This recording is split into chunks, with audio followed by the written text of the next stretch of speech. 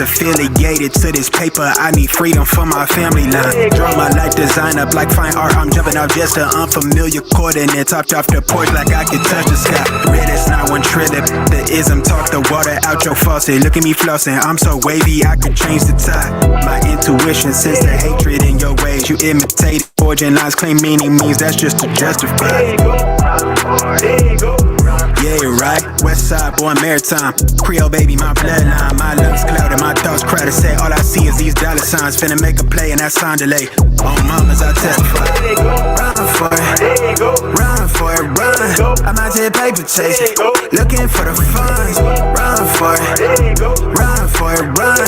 I'm out here paper chasing, looking for the funds. Run for it, run for it, run. I'm out here paper chasing, looking for the funds. Run for it, run for it, run.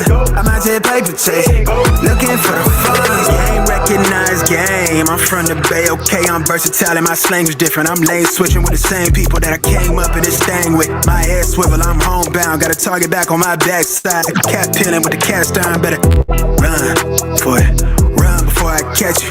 Niggas out ball it, block it, trying to stop my blessing. Gamble with your life, don't bet it, don't bet it. They can't stop my blessing, you do best not to test it. Yeah, you right, real all in my blood supply. Nigga ball up top, finna make a play. I cast a lob like I'm Jalen, baby. No co-signer, no co-pilot. They pen pals, my flow designer. My brain signal out of range with it. My palm mission is a dollar sign. If I say it twice and I meant it right. My brain signal out of range with it. My palm mission is a dollar sign. You know co-signer, no co-pilot. They pen pals, my flow designer. My brain signal out of range with it. My palm mission is a dollar sign. Run for it, run for it, run. I'm out here paper chasing, looking for the funds. Run for it, run for it, run. I'm out here paper chasing, looking for the funds. Run for it, run for it, run. I'm out here paper chasing, looking for the funds. Run for it, run for it, run. I'm out here paper chasing, looking for the funds.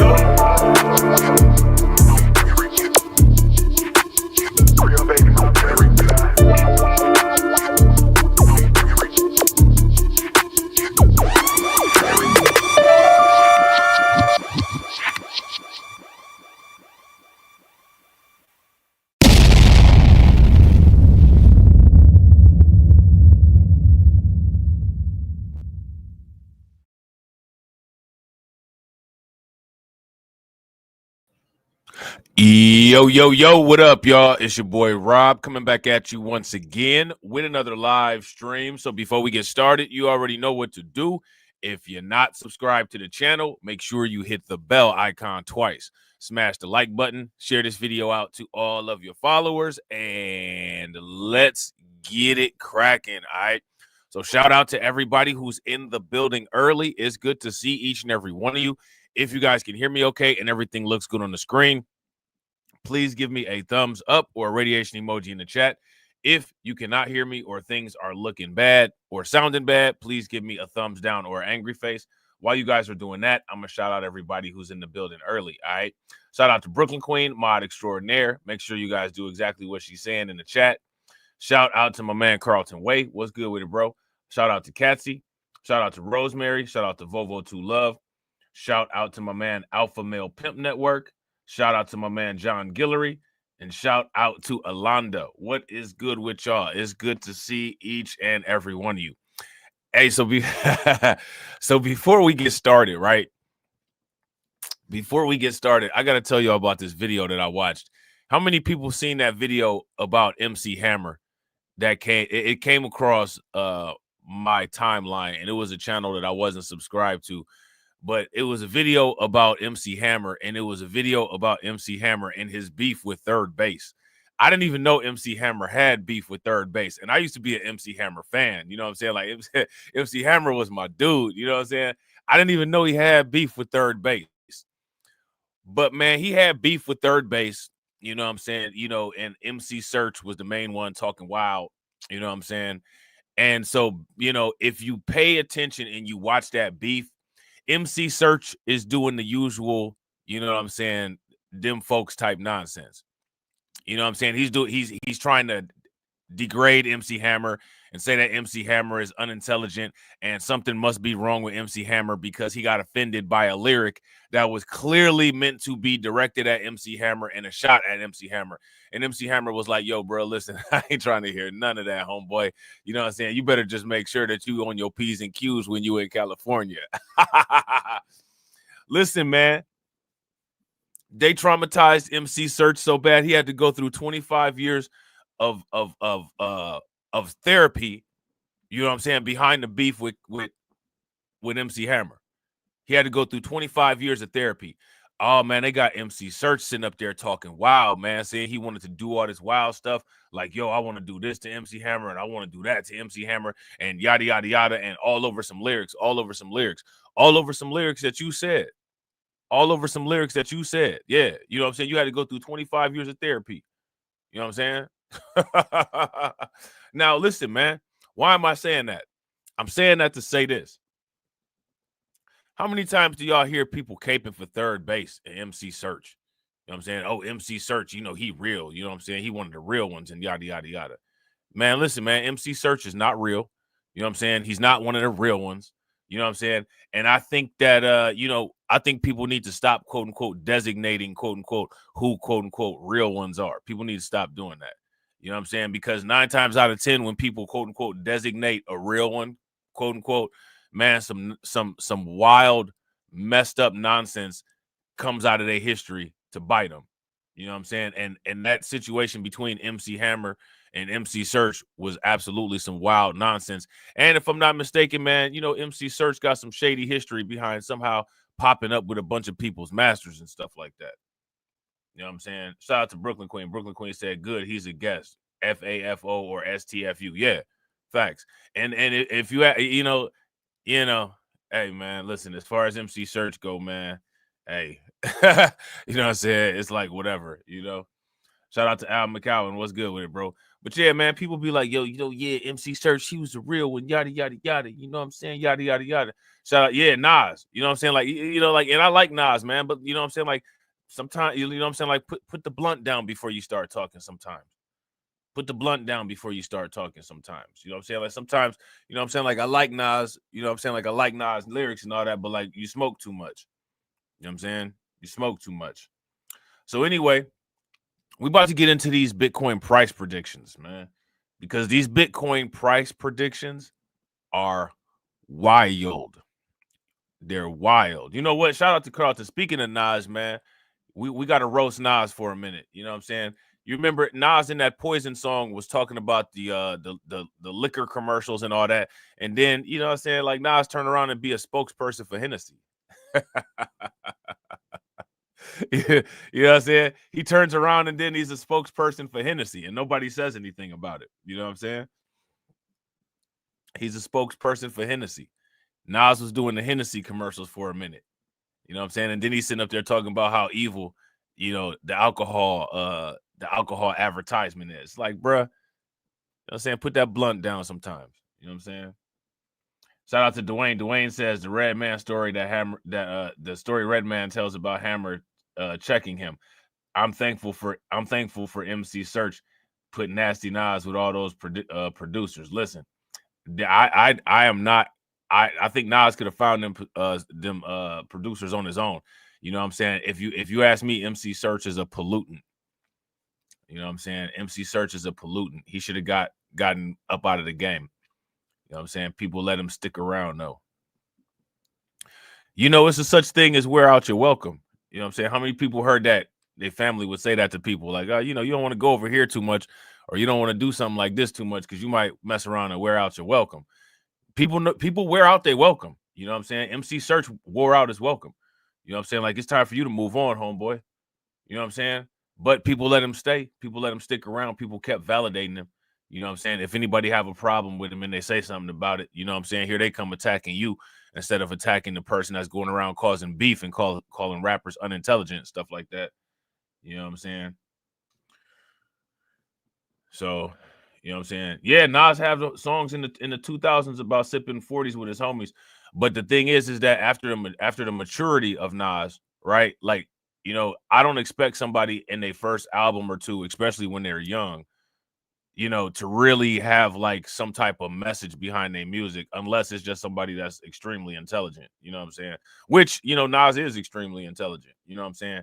But once he got into his mature state, like when he got into his retirement, that's when he started doing the Hennessy commercials. It's like, come on, bro. You know what I'm saying? You being a clown. And you know what I'm saying? And like, I ain't trying to be funny, man, but you know what I'm saying? Like having a kid with Khalees is a whole clown move too. You know what I'm saying? That's some clown move type stuff. You know what I'm saying? I ain't trying to be funny, man, but I don't know if like moving like that, if you look at things holistically, I don't know how having a baby mom like Khalees put you in the runnings for quote unquote King of New York.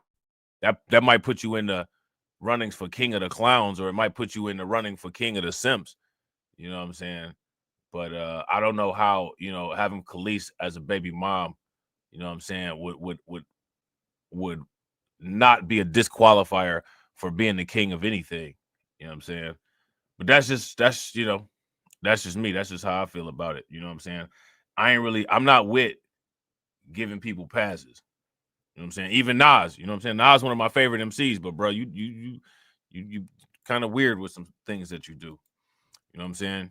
Kind of weird with some things that you do. I ain't gonna look past it. You know what I'm saying? Like, bro, you know what I'm saying? You move kind of weird. You know what I'm saying? So Michael Saylor is saying that Bitcoin will be unaffordable.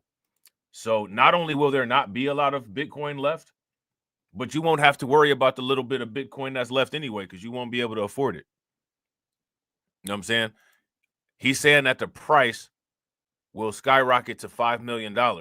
Now, I don't know what the time frame is on this price. Now, if you look at some of the comments at the bottom of this article, it's interesting because a lot of people in the comments at the bottom of the article, they're like, $5 million?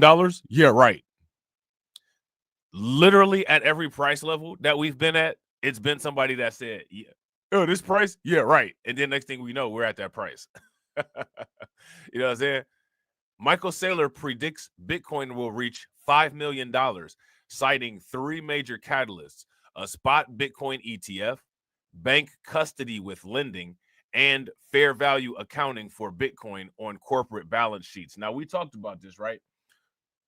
The accounting standards for cryptocurrency and Bitcoin before used to be that you have to list Bitcoin as a liability. Now, here goes my question for you. What sense does it make to list Bitcoin as a liability? What kind of taxes do you usually pay on liabilities? Does anybody know? You know what I'm saying? You don't usually pay taxes on liabilities. You know what I'm saying? Because liabilities are negative income or negative equity. They're negative value, right? That's what they represent on a balance sheet, right? So imagine something being classified as a liability and you have to pay tax on it. Somebody make it make sense.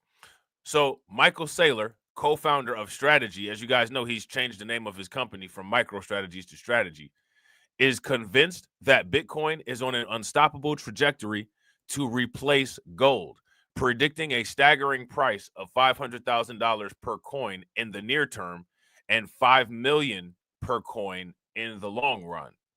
All right. Now, let me ask you guys this question. What do people think about that? Shout out to Carlton. Carlton said unaffordable Bitcoin. Dang. Hey, people don't want it anyway, right?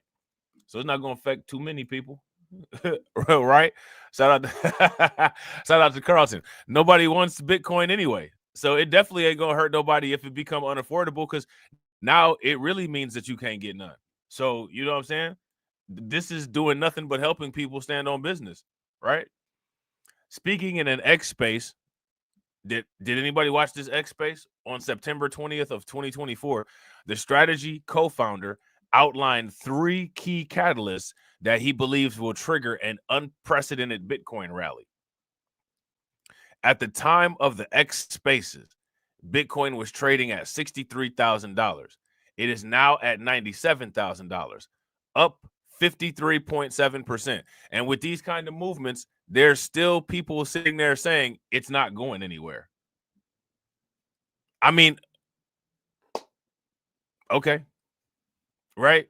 I guess if Bitcoin continues to grow at an average rate of 54% every 5 months, it would take approximately 3 years and 3 months to reach $5 million.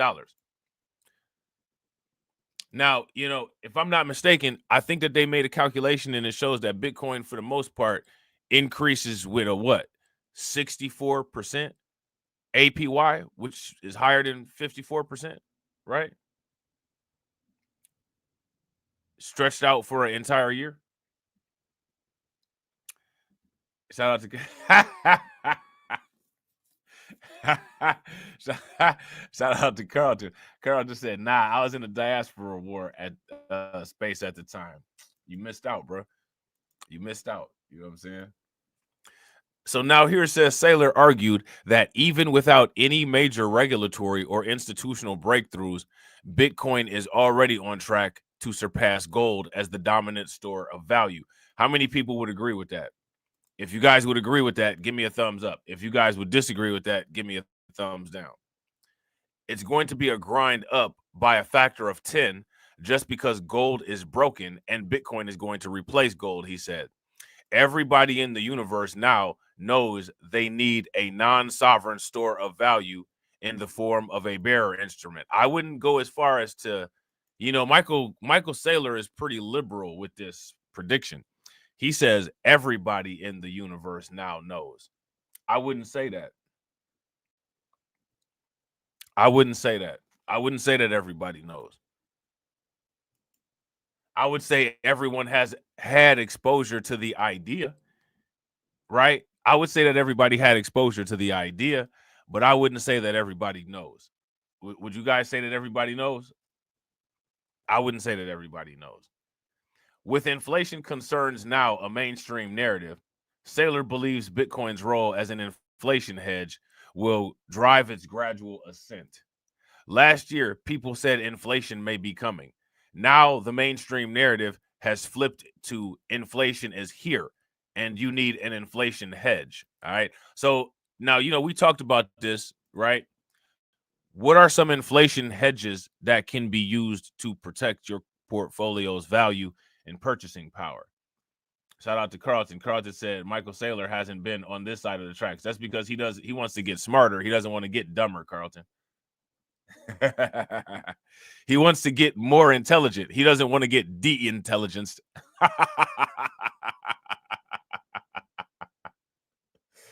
You know what I'm saying? He wants to have Bitcoin suck all the value out of everything. You know what I'm saying? He doesn't want to have the stuff that he's listening to suck all the brain cells out of his head. You know what I'm saying? That might explain some things, right?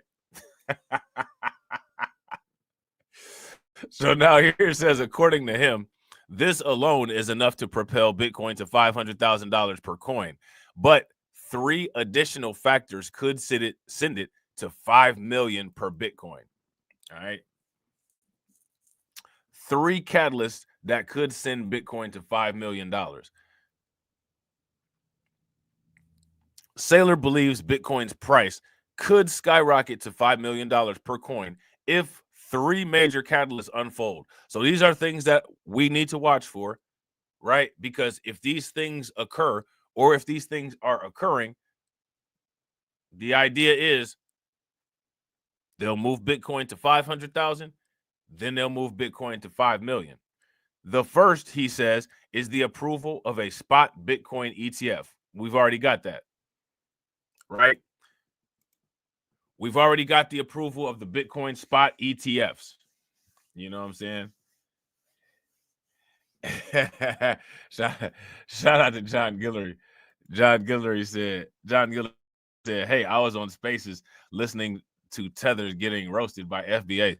Bro, that's hilarious. Listen, you should look, I'm about to make some new merch. I'm about to make some new merch. I'm about to get some pins, and the pins are going to say, I would have gotten rich, but instead I was listening to Tethers get roasted by FBAs.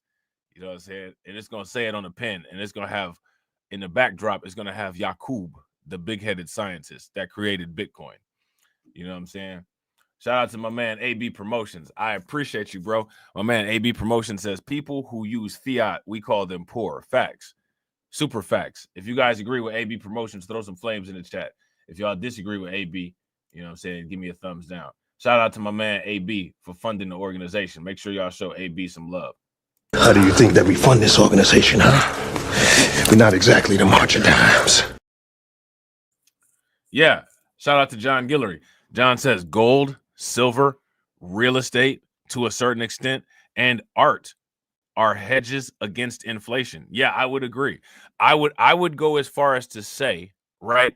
Me personally, I wouldn't define any hardcore material asset as a quote unquote hedge against inflation. I would simply say an asset that appreciates faster than inflation rises. You know what I'm saying? That's how I would phrase that, right? That way you would be able to have leniency to where, you know, if another asset started to behave in a way where it could be qualified as a inflation hedge, you're not hard locked in by that definition. You know what I'm saying? Like you're not hard locked in by, okay, well, you know, it'll be these things, right? As long as you have a definition, you know, that defines a qualifying attribute, or it defines a qualifying quality, you know what I'm saying, as items move in or move out of those qualifications, you know what I'm saying, you know, they will be able to properly be classified. You know what I'm saying? So yeah, I would say all of these things: gold, silver, real estate, art, you know. Now, gold is actually doing very well. You know what I'm saying? Gold is actually doing very well. But the interesting thing about gold is that although it's doing well, Bitcoin is speeding towards performing equal to gold. And at the speed that is moving towards performing equal to gold, you know what I'm saying, it's on a trajectory to pass gold. Shout out to Katsy. Katsy said, so definitely not a car or computer. You know what I'm saying? Yeah, not a car or computer. Especially not a car. Not a car, not a computer, not a phone. I wouldn't say any. I would say most technology, you know, is not a hedge against inflation. I would say most technology depreciates. You know what I'm saying? Anything where there's you know, a rapid innovation, anything where things become outdated extremely quickly, I wouldn't say that those things, you know, are hedges against inflation. I would say those things depreciate. I don't even know if I would call those things, you know, assets, to be honest. You know, and that's another thing, right? I keep criticizing this accounting classification of how they had Bitcoin listed as a liability. You know, Bitcoin has a clear track record of appreciation, right? And liabilities are negative equity, right? You can look this up. Liabilities on a balance sheet, liabilities under ABC costing, Liabilities are a negative equity. They're negative value on a balance sheet. They're something that takes away from, you know, the entire valuation of your company or your farm or your value, right? Depreciating assets actually should be liabilities. You know what I'm saying? Like if you have a business and you buy a fleet of 2025 cars, that fleet of 2025 cars is only worth its highest value as it's transacted for. After the transaction, the value depletes indefinitely until you sell it. So how is that an asset? How is that an asset? You know what I'm saying? Shout out to AB. AB says, my Benz is going up in value. What y'all talking about? I only need a Regal now. Now, we all know the reason why the Benz is going up in value, right? And why a Regal would go up in value, right? Those are not the same as like a regular car.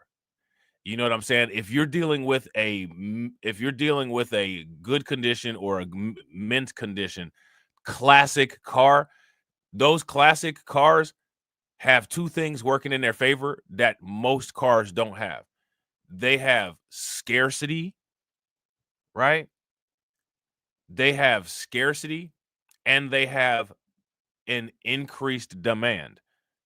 So, you know, because of those two factors, the pricing of a classic car and the appreciation of a classic car will be very different than, say, if you bought a car, you know, from a dealership. You're not buying no classic car from a dealership.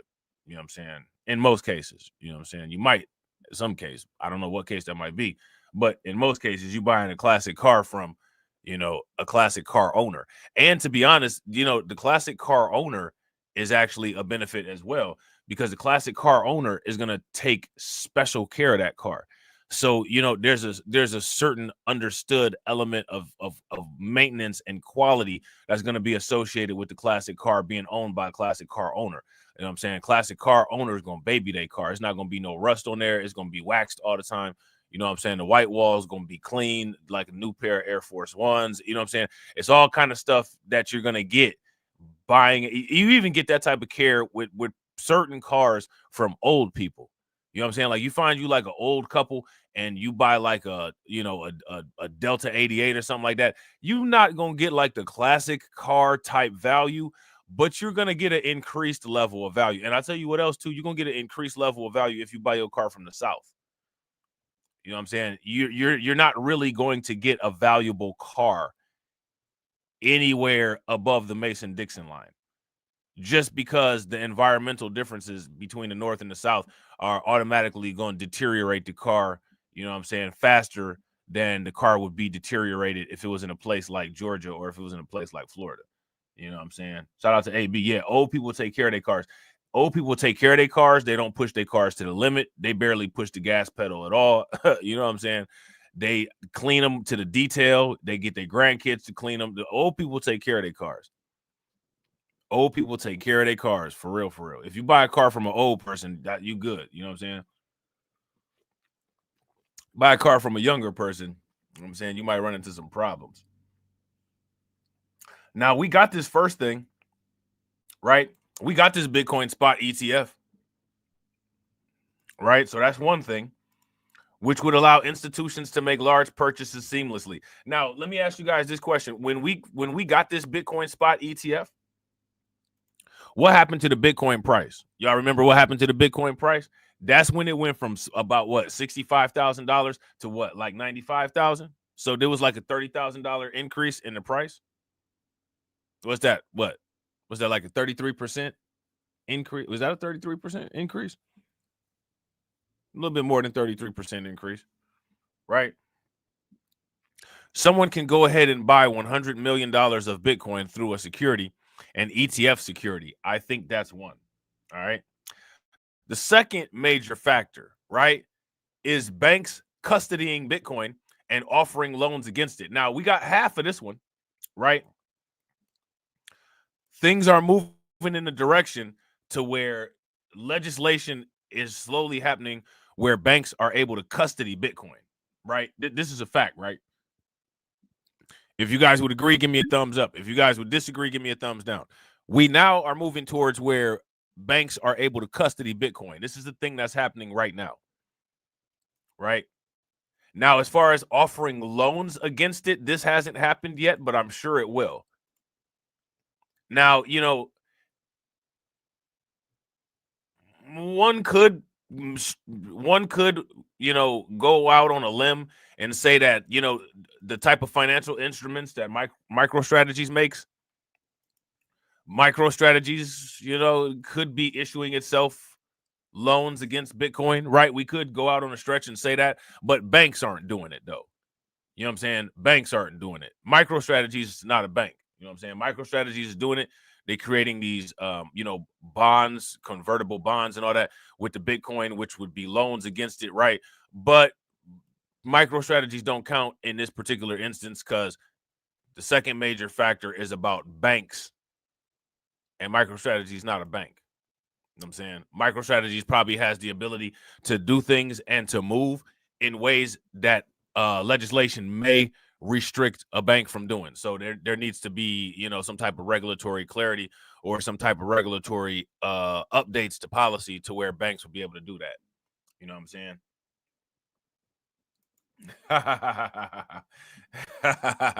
Shout out to my man John Guillory. Make sure y'all show John Guillory some love. Throw some flames, some radiation emoji, and some ducks in the chat for John Guillory. John says, hit the like button, share, subscribe, and support by becoming a member for 99 cents. Or if you are a crypto investor, $1,000 a month, your choice. Right. Because we all know that, you know, if you're a crypto investor, you know what I'm saying, you know, you're not losing money if you're giving away your fiat. Right. So you can go ahead and drop that $1,000. You know what I'm saying? Because that $1,000 it's not going to get you the same thing, you know what I'm saying, that a Bitcoin to get you in 2 years, right? So, you know, you dropping $1,000 today, you know, you're going to have to drop $10,000 in 2 years. You know what I'm saying? But if you drop a Bitcoin today, you know, in 10 years, you just drop half a Bitcoin and we good. Because dollars, as time goes on, you're required more dollars to pay for the same thing. As time goes on with Bitcoin, you're required less Bitcoin to pay for less. You know what I'm saying? But Bitcoin is a scam, despite the fact that you get the eternal discount when you buy it with Bitcoin. I don't understand, but you know what I'm saying?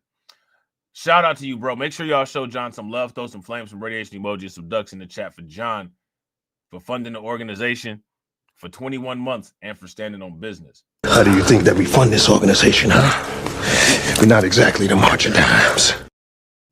I'm standing on business. I'm standing on business. I'm standing on business. Shout out to Catsy for standing on business. You know what I'm saying? Make sure y'all show Catsy some love. Throw some flames, some radiation emojis, some ducks in the chat for Catsy, for funding the organization and standing on business for 23 months. Definitely appreciate it. How do you think that we fund this organization, huh? We're not exactly the March of Dimes. I'm standing on business. I'm standing on business. I'm standing on business. Shout out to Brooklyn Queen. Definitely appreciate Brooklyn Queen. Everybody flexing today. That's what's good.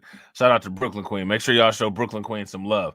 Throw some flames, some radiation emojis, some ducks in the chat for Brooklyn Queen, for funding the organization for 18 months. Definitely appreciate you, Brooklyn Queen, and being a mod extraordinaire. How do you think that we fund this organization, huh? We're not exactly the March of Dimes. I'm standing on business. I'm standing on business. I'm standing on business. Hey, every time I see Drewski in that video, it's hilarious. Oh, man, that's hilarious. So, yeah, man. So the second major factor is banks custodying Bitcoin and offering loans against it, a move that would integrate Bitcoin into the traditional financial system and increase institutional demand. All right. Your bank is going to custody it for you and lend against it, he noted. All right. So let me ask you guys this question. Imagine a financial system where banks are issuing debt against Bitcoin. Shout out to Cassie. Cassie said, I'm an OG. John said, drop that. I'm an old Mac. You know what I'm saying? I'm an old Mac. You know what I'm saying? From way back. I'm an old Mac from way back. one of the original players from the Himalaya. Hey, why Martin pop his shoulder like that when he said way back? Look, watch this. Why you pop his shoulder like that? I'm an old Mac from way back.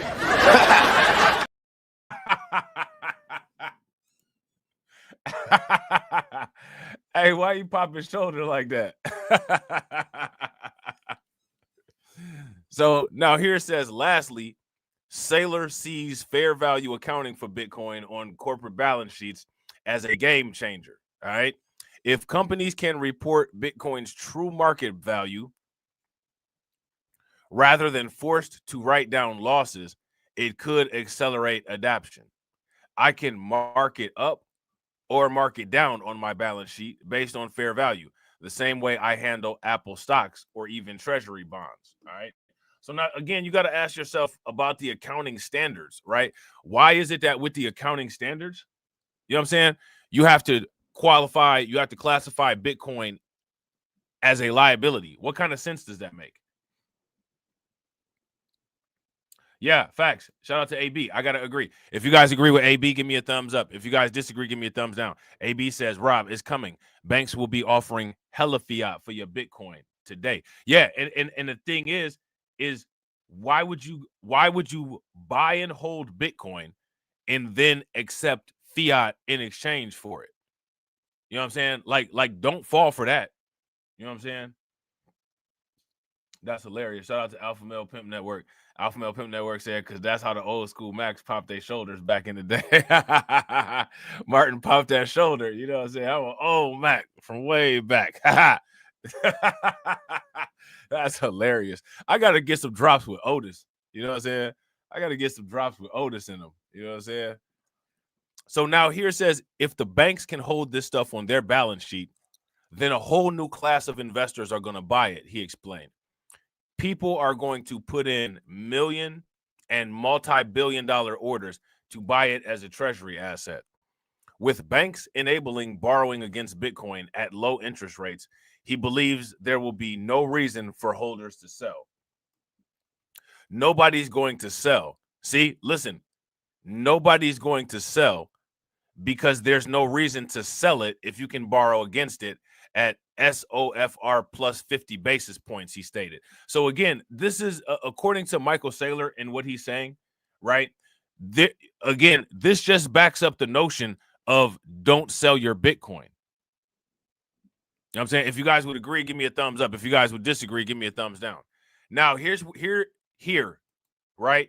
Bitcoin will be unaffordable. Some people say that Bitcoin is unaffordable today, right? But you can buy Bitcoin in units, very small, right? You can buy Satoshis, even though Satoshis going to $1 million. You know what I'm saying? You can buy Satoshis, right? So, you know, Bitcoin is not unaffordable yet.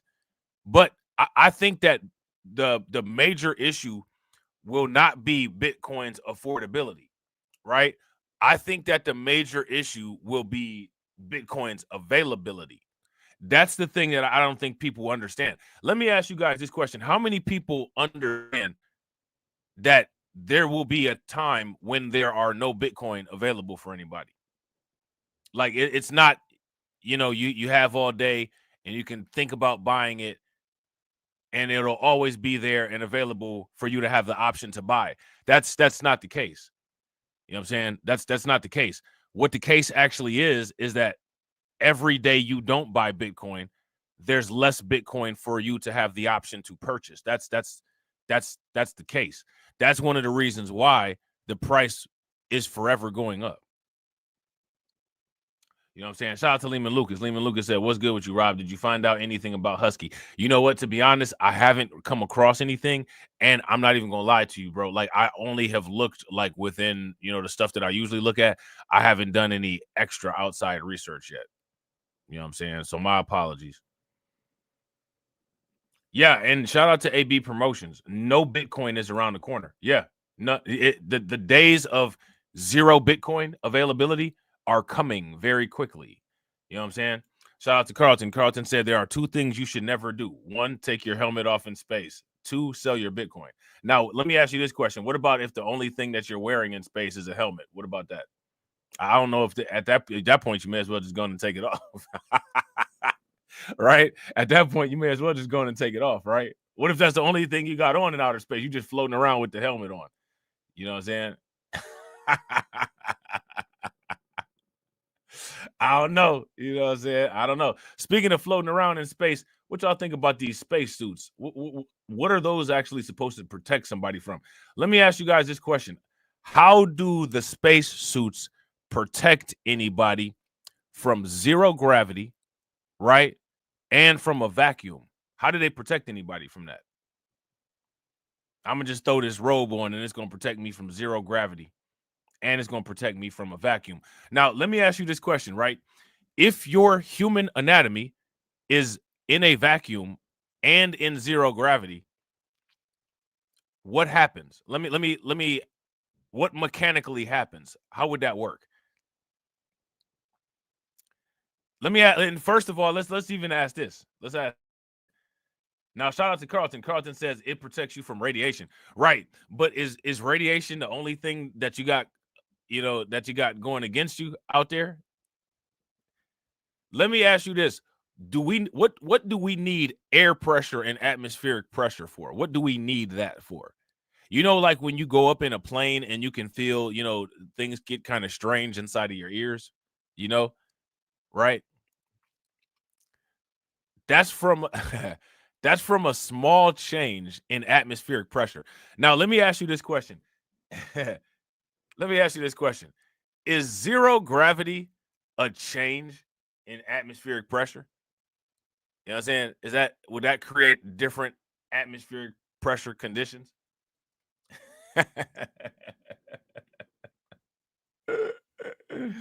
Facts. Shout out to John Guillory. John said there are 2 things you should never do. 1, be a simp like most of these cats on YouTube, and 2, sell your Bitcoin. Facts. Shout out to Lehman Lucas. Lehman Lucas says you'll freeze and become ice. Yeah, that absolutely is something that could occur, right? But what most people don't realize is that you're engineered for the exact air pressure that is constantly, applied to your body on the planet Earth. You're not really engineered for pressures outside of that, right? So an example of that is, let's just say you go on this planet, on the Earth, to the bottom of the Pacific Ocean. What will happen to your body? If we dipped you down into the bottom of the Earth, into the bottom of the ocean, and then we brought you back up, what would happen to you? What would you look like? You know what I'm saying? You probably look like, you go down there looking like a person and come back up looking like a meatball or something like that, right? Why did that happen? Because of the differences in pressure, right? Now, what happens if you go where there's zero pressure? Right? So the opposite of going to the bottom of the ocean would happen to you in space, right? So if you went to a situation where there's extreme pressures, you will get compressed, right? If you go to an environment where there's zero pressure, there will be no pressure to hold you together. So for the most part, you would just you wouldn't implode, right? At the bottom of the sea, you would implode. In a zero pressure, zero gravity environment, you would explode, right? You would explode. Right? So you would explode. You know what I'm saying? Like somebody shook up a bottle of pop and opened it up. You know what I'm saying? So my question is, how does a spacesuit protect you from that? How does a spaceship protect you from that? Now, mind you, this is before you even deal with any radiation, right? This is before you deal with any gamma rays. You know what I'm saying? This is before you deal with any X-rays. This is before you deal with any, UVA light or anything like that, right? This is before all that. Just the pressure. You can feel this pressure, you know what I'm saying, in an airplane. You can feel the pressure. That's what makes your ears, quote unquote, pop. Right? Like you got these things inside of your body called baroreceptors. And baroreceptors, quote unquote, respond to pressure changes. You know what I'm saying? So my question is, it's nice that they got the, they got the designer aluminum foil and all that they be putting on the people to send them into outer space. But my question is, what does it do? What does it do? Yeah, it'll be little chunks, and they'll go slow because it's no gravity. So not only will you explode, right, but little chunks of bones and brains and body parts, it'll just be like sifting through outer space. It'll be little droplets, little singular droplets of blood and body fluid that just float. They'll just float through outer space. It's not going to splatter or anything like that because it's not enough. You ain't going to be able to get up enough momentum for it to splatter. So it'll just be, like one little oval of blood or one little oval of piece of brain. You know what I'm saying? Shout out to Al. Al says the spacesuit must be made out of heavy duty Spanx. It's something, right? Shout out to Alpha Male Pimp Network. Alpha Male Pimp Network says, so how does the xenomorph survive the vacuums of space? Well, I would go as far as to say the xenomorphs have a very different biology than humans, right? So that right there in itself, that would be how they do it, right? Because there are organisms that can survive the vacuums of space, right? Like there's an organism called a tardigrade, right? That can survive the vacuum of space, right? It's just humans can't survive the vacuum of space. Humans can't survive very much. You know what I'm saying? I would say that if you watch like the Ridley Scott, the Alien series, I would say that they designed the xenomorphs, their durability. They designed them based on like a tardigrade, a sea bear, right, on steroids. You know what I'm saying? They have like all of the adaptability, and resistant features of like the tardigrades. Humans don't have a lot of adaptability. You know what I'm saying? Humans don't have a lot of adaptability, Shout out to Alpha Male Pimp Network. Alpha Male Pimp Network says there's radiation in the chat whenever we put radiation emoji in the chat. Actually, there's always radiation in the chat, and it's actually being generated from your cell phone. You know what I'm saying? And not trying to be funny, but it's probably going straight through your body and knocking off electrons in your physiology as we speak. You know what I'm saying? Because that happens. That's one of the reasons why people should make sure that they eat a lot of blackberries. You know what I'm saying? People and eat a lot of blueberries and do something with some antioxidants. But yeah, you could put in radiation emojis. The radiation emojis will look cool on the screen, but you probably have some very low frequency light cooking, the nuclei of your cells right now. You know what I'm saying? Coming straight out of whatever it is that you watching the live stream off of. That's why it's called that's why it's called a quote unquote broadcast, right? Because it's being broadcast electromagnetically. You know what I'm saying? It's being broadcast electromagnetically. I would be careful with stuff like Bluetooth and 5G. You know what I'm saying? If I was people, I would actually be careful with microwaves. You know what I'm saying? I'd actually be careful with microwaves if I was people.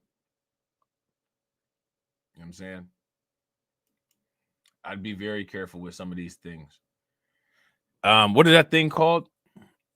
I think it's called a Geiger counter. Is that correct? The Geiger counter that measures radiation. You can hear the ticks based on how much radiation there is. You guys should run some Geiger counters around on some things. You know what I'm saying? See what's going on. Now, check this out, right? There's a chemical. Now, it has nothing to do with radiation, but there's a chemical that's a carcinogen, right? Because a lot of people only equate, quote unquote, radiation with cancer, right? But that's not true. You know what I'm saying? There's other things that can cause, like, quote unquote, genetic malformations as well. One of these things is a common compound called a benzene ring. You know what I'm saying? So you guys should look and see if there's, chemicals or anything that you're around or anything that you eat or anything like that that has a free benzene ring in it. You might want to limit that stuff. You know what I'm saying? You might want to limit that stuff. Yeah, you know, you can look at the bottom of the plastics, right? Shout out to Al McCowan. You ever seen how they had a recycle symbol and it has letters like it'll say PS4 and then it's a recycle symbol? What that means is that it's polystyrene. You know what I'm saying? And it's a fourth level recycling, you know, polycarbon. You know what I'm saying? You know, there's other ones like BPA. What is BPA? What's that? Bimethyl poly something. I don't know. I used to know these things, but I forgot. But all of those branch chain polycarbons, you know what I'm saying? All of those branch chain, what do they call those? Yeah, polycarbons. You know, they break down real funny. You know what I'm saying? So that's why they have those numbers on there, because those numbers show how the plastics are supposed to be appropriately disposed, and people don't appropriately dispose of them. They just put them in the trash can. Shout out to Brooklyn Queen. I appreciate you, Brooklyn Queen. Make sure you guys show Brooklyn Queen some love. Throw some flames, some radiation emoji, and some ducks in the chat for Brooklyn Queen for funding the organization. Brooklyn Queen said, a vid of a 57-year-old came across my feed talking about her poor career choices, how broke she is, but she's keeping faith. 336,000 views and 22K broke mob responses and counting. Shared the link to Tales from the Cryptocurrency and TMI and kept it moving. Yeah. You know, I should make a fake video like that. You know what I'm saying? I should make a fake video like that and see what it do. What y'all think? See what it do. What y'all think? Shout out to Brooklyn Queen. I appreciate you, Brooklyn Queen. Make sure you guys show Brooklyn Queen some love. Throw some flames, some radiation emoji, and some ducks in the chat for Brooklyn Queen for funding the organization, and she bought y'all lunch. How do you think that we fund this organization, huh? We're not exactly the march of dimes. Eating, but don't push me. Ain't Donald Trump trying to grab him by the... Said it was some Haitians somewhere out in Springfield. Women doing cartwheels. Have you seen Garfield? Have you seen Snowball? This about to snowball. I'm about to go off. I can't let this go on. Miss me like an airball. Tell me when my cat is coughing up like a hairball. I gotta tell them if they even put the fingernail on Santa's little helper to turn them to hamburger helper. Somebody better help them, cause I'm going to jail for showing them fellas helter skelter. Usually I'm content, but if you touch my dog, then I'm turning into John Wick. I'm lit. Bird better drop it. If you touch my pet, then I'm pulling up like Crossfire. Overseas where they said Hello Kitty, but it ain't there, it's right here in your city. When I turn my back, now the cat goes missing in the where my peoples is at. Does anybody know where he took when that? Cause I heard they putting claws on felines, I'm mad. And my cat disappeared just like Felix the cat. And then the cat got paid back. Thought she was a goner, but the cat came back. If you ain't a pussy cat, say drop that cat. Drop that cat. Drop that cat.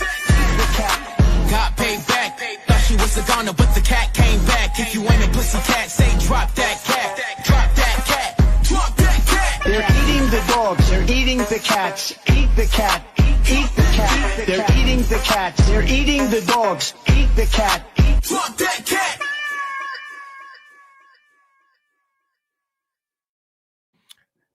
Shout out to you, Brooklyn Queen. Look, check this out. You will see a lot of videos like that. And on top of it, besides seeing a lot of videos like that, you will see and hear a lot of people, you know, saying stuff like that.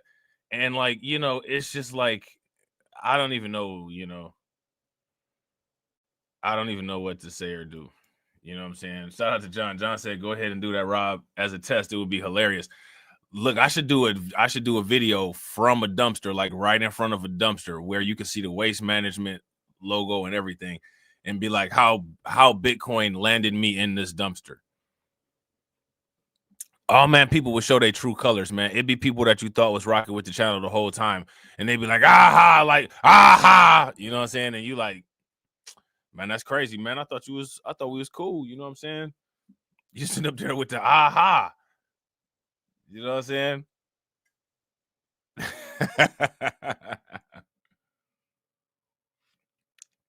Shout out to Al McCowan. Al McCowan must have went and looked that stuff up. He said some of these chemicals' half-lives are crazy. Yeah, the polymers, bro. a lot of the polymers that's used in packet, like even like what's called quote unquote styrofoam, right? That's actually polystyrene. Oh yeah, shout out to Carlton. The I told you so's will come. We predicted this. Yeah, the whole, the whole line of nonsense. The whole line of nonsense, and then it'd be like, yo, I'm just playing. The real reason why I'm standing by this, the real reason why I'm standing by this dumpster is because Bitcoin went to $5 million, and I just decided to buy Waste Management. So now that I got all these dumpsters across the United States, you guys can collect all the trash that you see on YouTube and just send it over to me, and we'll incinerate it in my new network of garbage disposals that I have nationwide. All right, shout out to Brooklyn Queen. And the dumpster, the dumpster is the fake entrance to your underground garage, and then the top of the dumpster come off, and like a Lamborghini all SUV comes flying out of it with fire coming out of the exhaust. You know what I'm saying? In a in a skull in a grill that's shaped like a skull. You know what I'm saying? What you say? I'd be like, what you say, boy? What you say, boy?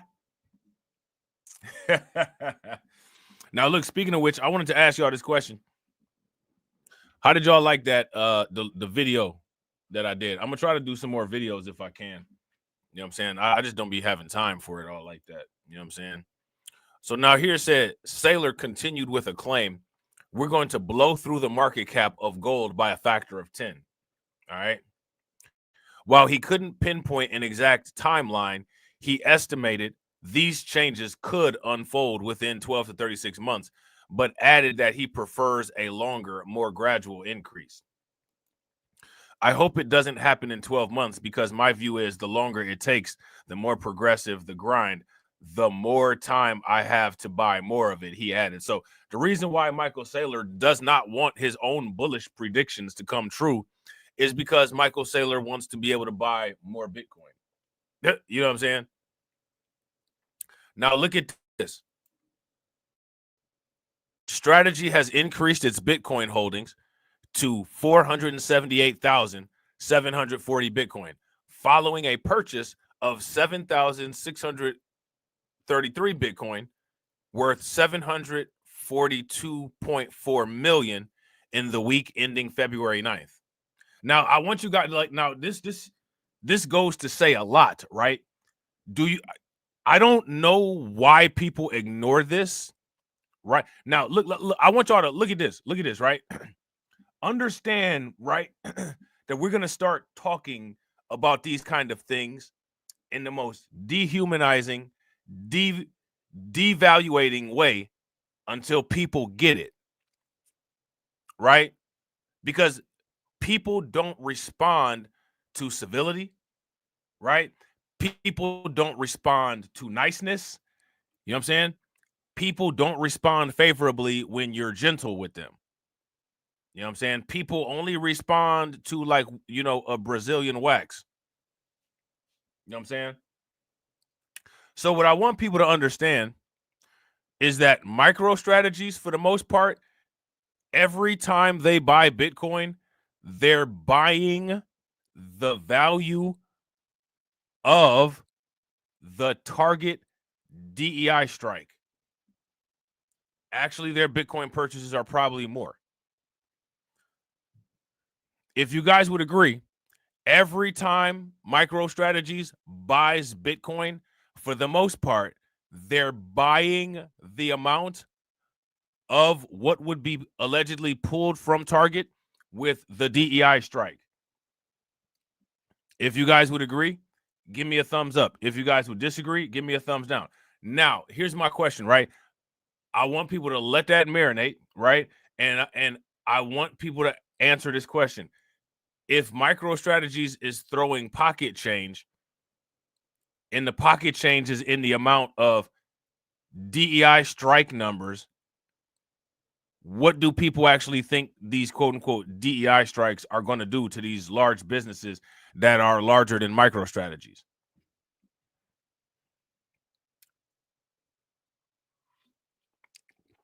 I'm pretty sure Target is larger than MicroStrategies.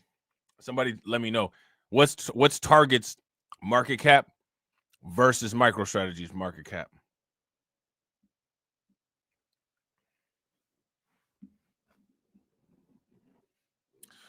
So now, for the most part, you know what I'm saying? This DEI begging, it's taking a wet noodle, you know what I'm saying, to a giant metal robot and hitting it and saying, you better listen to me. You know what I'm saying? Like, a giant robot's not going to listen to you from getting hit with a Nerf wet noodle. But, you know, keep on with it, right? Keep on with it. See what it do. The latest acquisition was made at an average price of $97,255 per Bitcoin, raising the company's overall average purchase price to $65,033 per Bitcoin.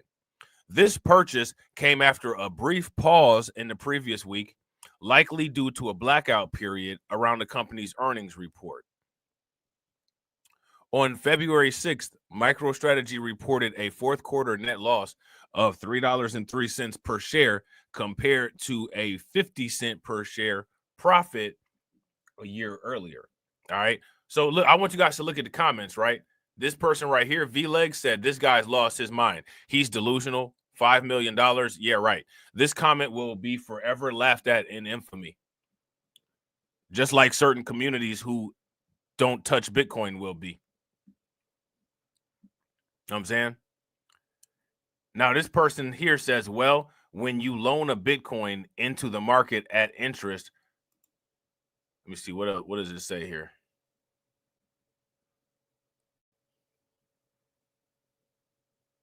So what it says here is, well, when you loan a Bitcoin into the market at interest, where does the other Bitcoin come from?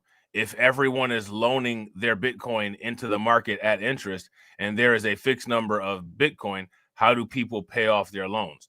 Now, you know, this is a real easy question to answer, right? More than likely, what will happen is there will probably be some sort of staking mechanism attached with the loaning mechanism, right? And so while the Bitcoin is being loaned, there will be some type of interest-bearing staking.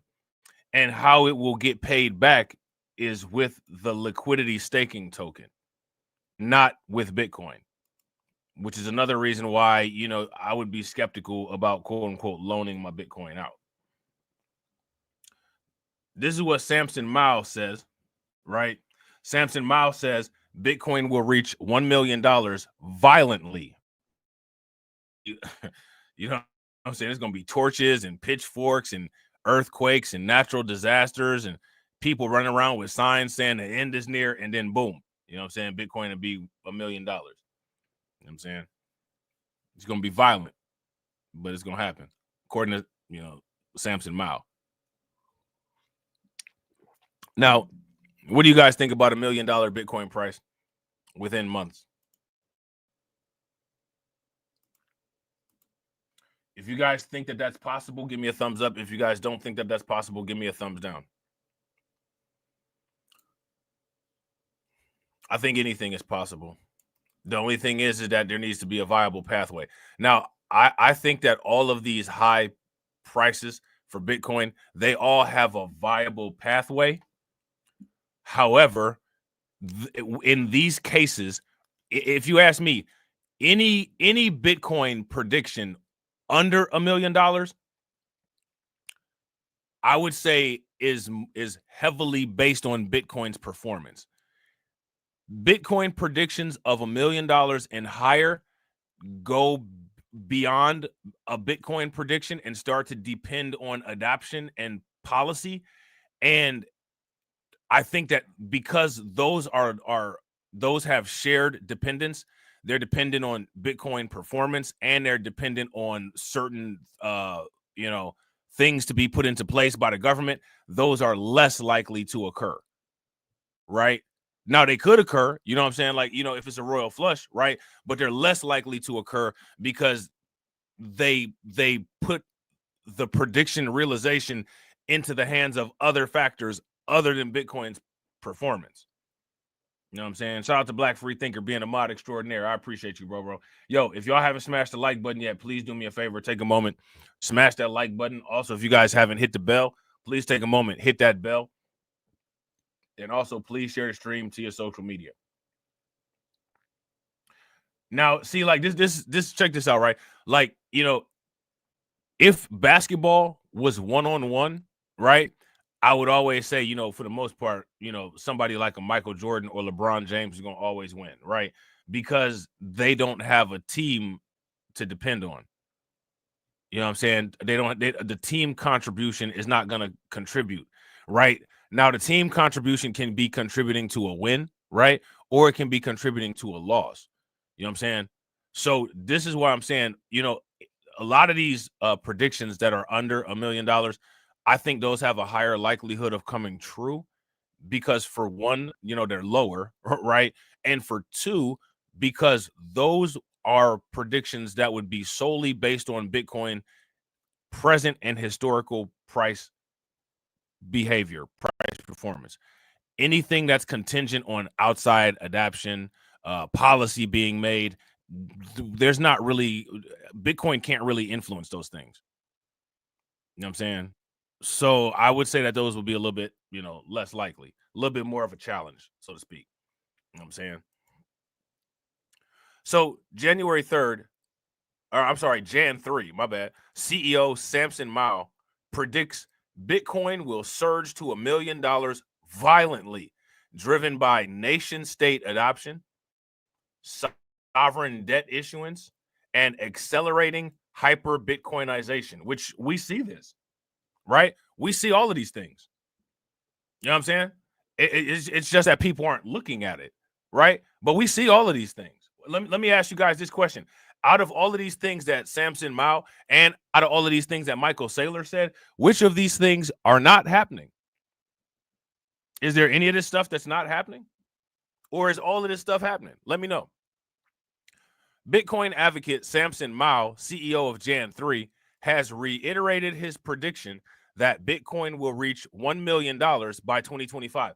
Now, you guys remember Samson Mao is the Omega candle and the God candle guy. We saw the one Omega candle when Bitcoin just said, and it went up like, I don't know, I want to say like $8,000 that day to push it over $100,000.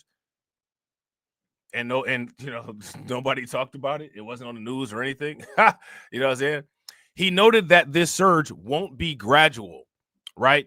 But it'll be rather a rapid escalation occurring over weeks or months. If you look at the failure of fiat currencies, they don't gradually fail. They fail spectacularly. And this is the premise behind the $1 million Bitcoin call, that is not going to be gradual or a slow increase to $1 million a coin, but a rather very short and violent upheaval that sends us there in a matter of weeks to months, he said in a podcast. Is going to be lava. You know, anytime there's violence and chaos, somehow there's always like just random volcanoes and lava. So, you know what I'm saying? It's going to be lava all over the place. You know what I'm saying? Volcanoes are going to be spewing. It's going to be wild. Mao points to the increasing involvement of nations, right? Nations in Bitcoin mining as a key indicator of this impending, quote unquote, hyper Bitcoinization. You know what I'm saying? Look at this. Look at all these price predictions. Eric Trump predicts Bitcoin will surge 1,000% to 1 million. Bitcoin headed for 2 million, says Jan 3 CEO, which that's Samson Mao. He's revisiting his $1 million forecast. So he's saying that his forecast, this one that we're currently reading about, you know, is conservative. Largest bank in U.S. reveals nearly $1 million holdings in spot Bitcoin ETFs. Let me ask you guys this question. And again, do you guys notice how when the solidifying evidence is presented, the live chat number goes down? Do you guys notice that?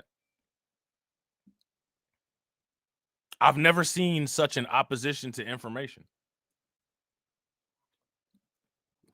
I've never seen such an opposition to reality. Like I say all the time, it's bizarre. You know what I'm saying? It's bizarre. Hyper-Bitcoinization refers to a scenario where Bitcoin becomes the dominant global currency, replacing traditional fiat currencies as the primary medium of exchange and store of value. All right. He cites Bhutan's Bitcoin holdings accumulating through mining over the past few years as a prime example.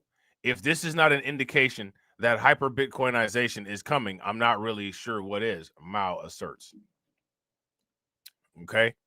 He also anticipates that countries will soon issue sovereign debt to acquire Bitcoin, drawing parallels to MicroStrategy's strategy of leveraging debt to purchase the cryptocurrency. It's just a matter of time before a country pulls that trigger and unleashes a torrent of sovereign debt to acquire Bitcoin, Mao predicts. Okay. I mean, like, let me ask you guys this question. What's stopping countries? What's stopping countries from doing the MicroStrategies model?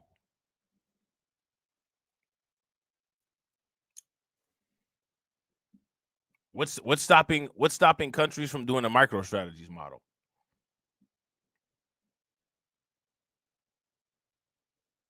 I wouldn't disagree with Katsy. If you guys agree with Katsy, give me a thumbs up. If you disagree with Katsy, give me a thumbs down. Katsy says they can't stand hearing about the keys to success. If they are successful, they will have nothing to bitch about. Yeah. And like we've already established, right, through evidence and data, there's a large amount of people who define their very existence through their complaints. You know what I'm saying? Struggle culture. You know what I'm saying? That's literally what some political parties appeal to, and the people they appeal to, you know, they're so lost in the sauce, they you know, they just let it, you know, they don't know. They just be like, okay. So now, as of February 11th, Bitcoin is trading at approximately $96,831, reflecting a 0.88% increase from the previous day and a substantial 102.1% rise from its price of $48,189 1 year ago. Okay.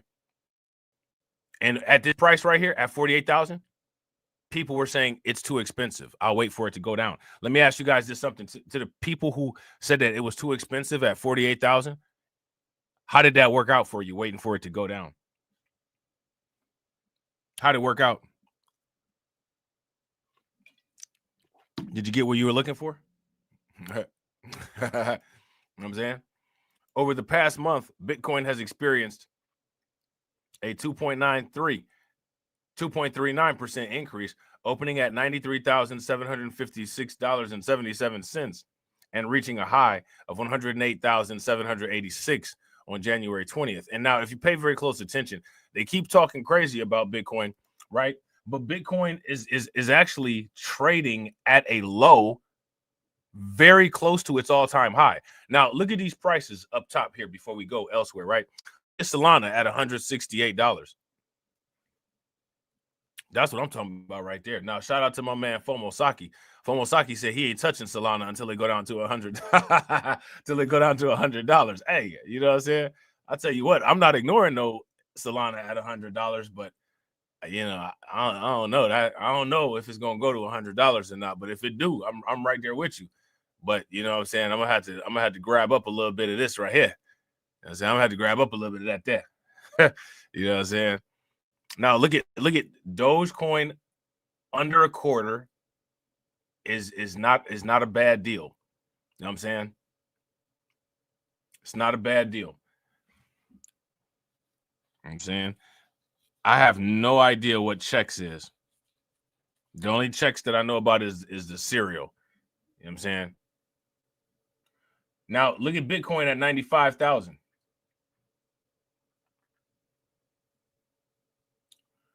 Bitcoin is at $95,000. You know what I'm saying? So you already know with Bitcoin, we're dealing with that threshold, right? Shout out to my man Detroit 313. What's good with it, bro? We're dealing with that threshold with Bitcoin. You know what I'm saying? So you know it is what it is. Now it's down. Now it's 94,996. So yeah, if we under 100,000, bet. I'm not gonna lie, man. With this Ethereum price at 2,651, I've been buying Ethereum. I've been buying Ethereum. I'm about to buy some more Solana, and I'm about to buy some more XRP, especially Solana, for real, for real. Out of everything, I'm gonna do the regular that I be doing with Bitcoin and Ethereum, but I'm about to go ham on Solana. You know what I'm saying? I ain't gonna lie to you. At $168, you know what I'm saying? At $168, listen, man. Solana looking like a snack. How you doing? You know what I'm saying? Solana looking like a snack. How you doing? You know what I'm saying? You know what I mean? Solana looking like a snack. You know what I'm saying? So yeah, your girl Kathy Woods, right? Modern woman. You know what I'm saying? But Kathy Woods, an alright modern woman, though. She alright. You know what I'm saying? She alright. She running her company. She doing her thing. You know what I'm saying? Like this like she doing what a modern woman, an actual modern woman should do. You know what I'm saying? Just like Pam Bondi. You know what I'm saying? Like Pam Bondi, a modern woman. You know what I'm saying? But like that's what a modern woman should be doing. Like if you're gonna dedicate to your career, be the best at your career. You know what I'm saying? Like, don't be a social media clown. You know what I'm saying? So, you know, Kathy Woods is for sure a modern woman, but you know what I'm saying? She's providing value. You know what I'm saying? She's providing value. Most modern women, they think that they're people like Kathy Woods and they think that they're people like Pam Bondi, but they're not. They're just pollution. You know what I'm saying? So ARK Invest CEO, because yeah, Kathy Woods, the modern female CEO, you know what I'm saying? She says that Bitcoin is going to hit 1.5 million as adoption surges. So everybody, for the most part, like all of these bullish predictions, right? All of these bullish predictions are very, very close to each other. You know what I'm saying? Samson Mao and, you know, even Michael Saylor. The near term and the long term predictions are very, very similar. Let me ask you guys this question. What does that tell you? What do you guys think about that?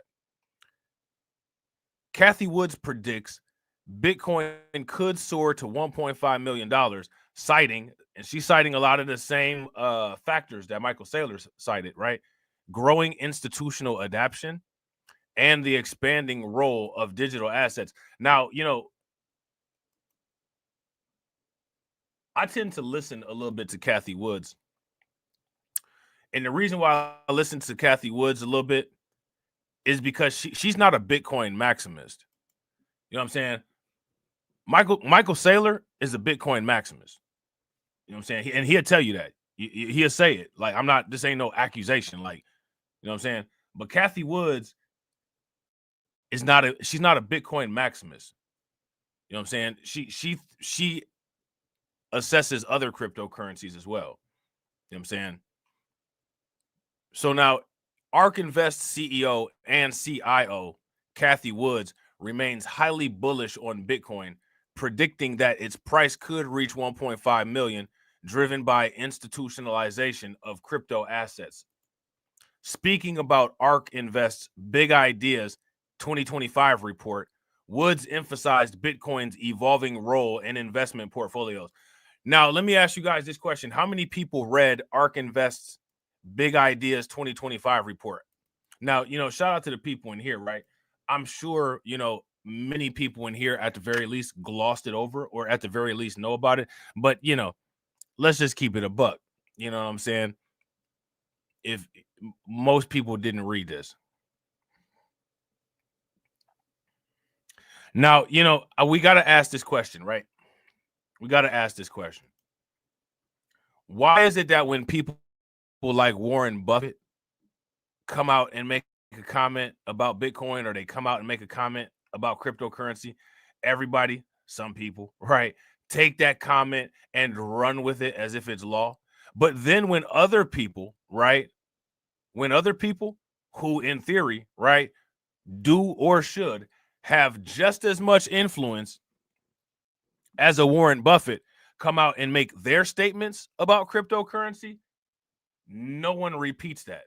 Do you guys notice that all of the people that repeat the Warren Buffett talking points about crypto being a scam, they never assess what a Michael Saylor or a Cathie Woods has to say? You guys notice that? Why is that?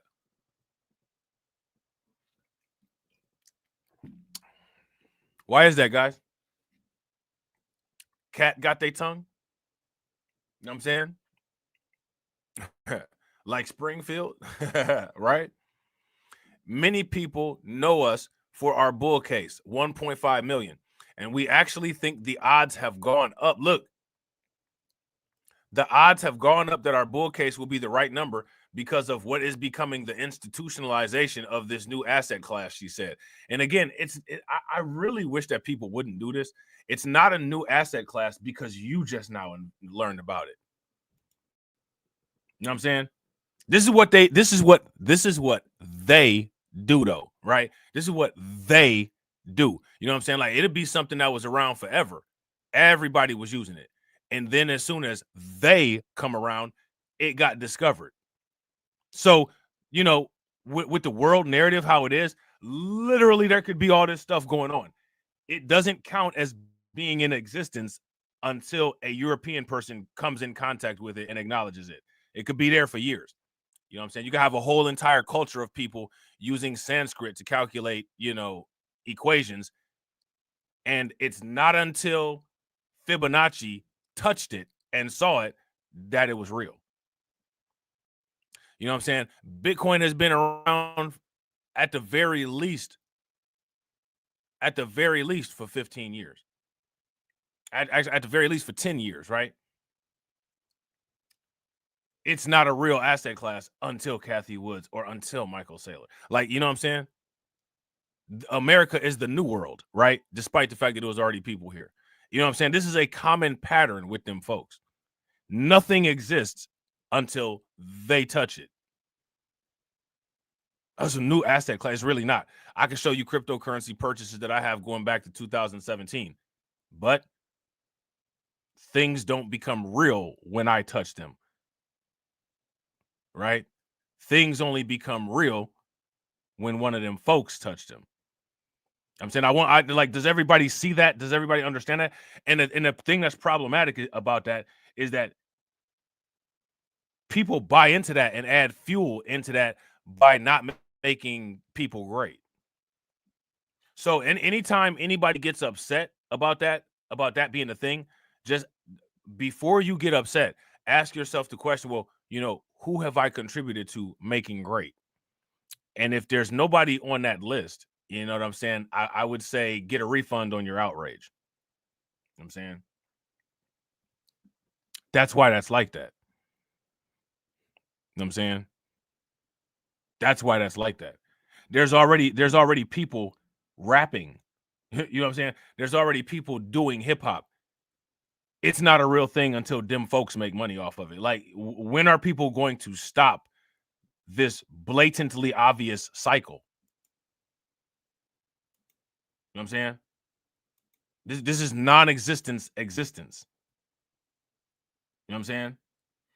And the people that contribute, see, like, it's a symbiotic relationship, and the people that contribute to it the most, right? The biggest contributors to it are the people that complain about it the most. So, you know, I mean, who can take the complaining serious? You know what I'm saying? Complain about it, then contribute to it. You know what I'm saying?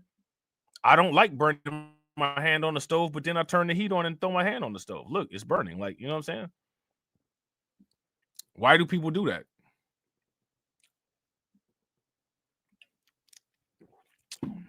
Why don't people point that out more? You know what I'm saying? I don't know. I don't have, like I said, I don't have any answers anymore. You know what I'm saying? I don't have any answers anymore. I don't know if it would matter if I did. You know what I'm saying? I don't know, right? I could have no answers or I could have all the answers. I don't know if either would change the situation. Right? I could have all the answers or I could have 0 answers. Neither is a determinant of whether the current situation would change. You know what I'm saying? Shout out to Carlton. Carlton said, very symbiotic relationship. Yeah, Columbus didn't come over here by himself. Yeah, facts. Yeah, bro, that's the see that right there. Shout out to Black Free Thinker. That's what I'm talking about. Black Free Thinker says, seek white validation, yet use white supremacy as the ultimate trump card. It's the Infinity Gauntlet, bro. It's the white gem. You know what I'm saying, on the Infinity Gauntlet. It's the one that goes over the back of your hand. You know what I'm saying? Because you know the Infinity Stones is on the knuckles. You know what I'm saying? So the pearl, right? The ivory Infinity Stone, you know what I'm saying, is fitted firmly across the top of the hand of the glove. I ain't mad at it. Shout out to More Ovaltine, please. Hey, yo, you buying that on the dip, right? Shout out to More Ovaltine. More Ovaltine said my total today is 22 Trump coins. That's not bad, bro. Make sure you always hit that on the lowest price, though. Try to hit everything on the lowest price if you can. You know what I'm saying? But see, and shout out to Black Free Thinker. This validation is parallel with, you know what I'm saying, the reality printing, right? Is parallel with the reality printing. So you have an entire world that follows this model of nothing exists until these people touch it. The sun doesn't exist until these people touch it. I discovered the sun. No, you didn't. The sun's been there. You know what I'm saying? I discovered this black hole. It's always been in the center of the universe. It's always been in the center of the galaxy. What are you talking about? I discovered the Fibonacci sequence. I discovered the Fibonacci sequence while, you know, people that speak Sanskrit were using it. You know what I'm saying? I discovered America when there was other people here. You can even tell this bastardized version of the definition of discovery, the way that it's used in court. Well, here's the discovery of evidence. It's not a discovery of evidence. It's a presentation of evidence. You didn't discover any of this stuff. The stuff is already, you can't discover something that's already in existence. It's a presentation of evidence. It's a presentation of fact-finding. Now, we'll call it a discovery because this is how we discover things. There's no standard on whether something has to be out of existence or in existence for us people to say that we discovered it. You know what I'm saying? And then, right, a small amount of them go by that rule of law, and then 80% of the population backs them up on it, and then turns around and cries about it. Why is it like this? Again, this is one of the reasons I can't do it anymore. I can't do it. I can't do it with either party. You know what I'm saying? I can't do the stupid stuff with them. I can't do the stupid stuff with us. I can't do either one. And let's not fool anybody. You know what I'm saying? These mirror images of these, you know, cultural bizarre elements, these reflecting elements are proof that there is some sort of link. You know what I'm saying? These cultures are all the same. The only difference is the environment that they take place in. You know what I'm saying? Like, it's funny how, you know, Kendrick Lamar came out with that song talking about they not like us. I would go as far as to say that everybody is a clone of everybody else. And the only reason why we see any differences is because of the environment that these things are in. You know what I'm saying? You could have a human being on the planet Earth and you could have a human being on the planet Mars, and those human beings would manifest different.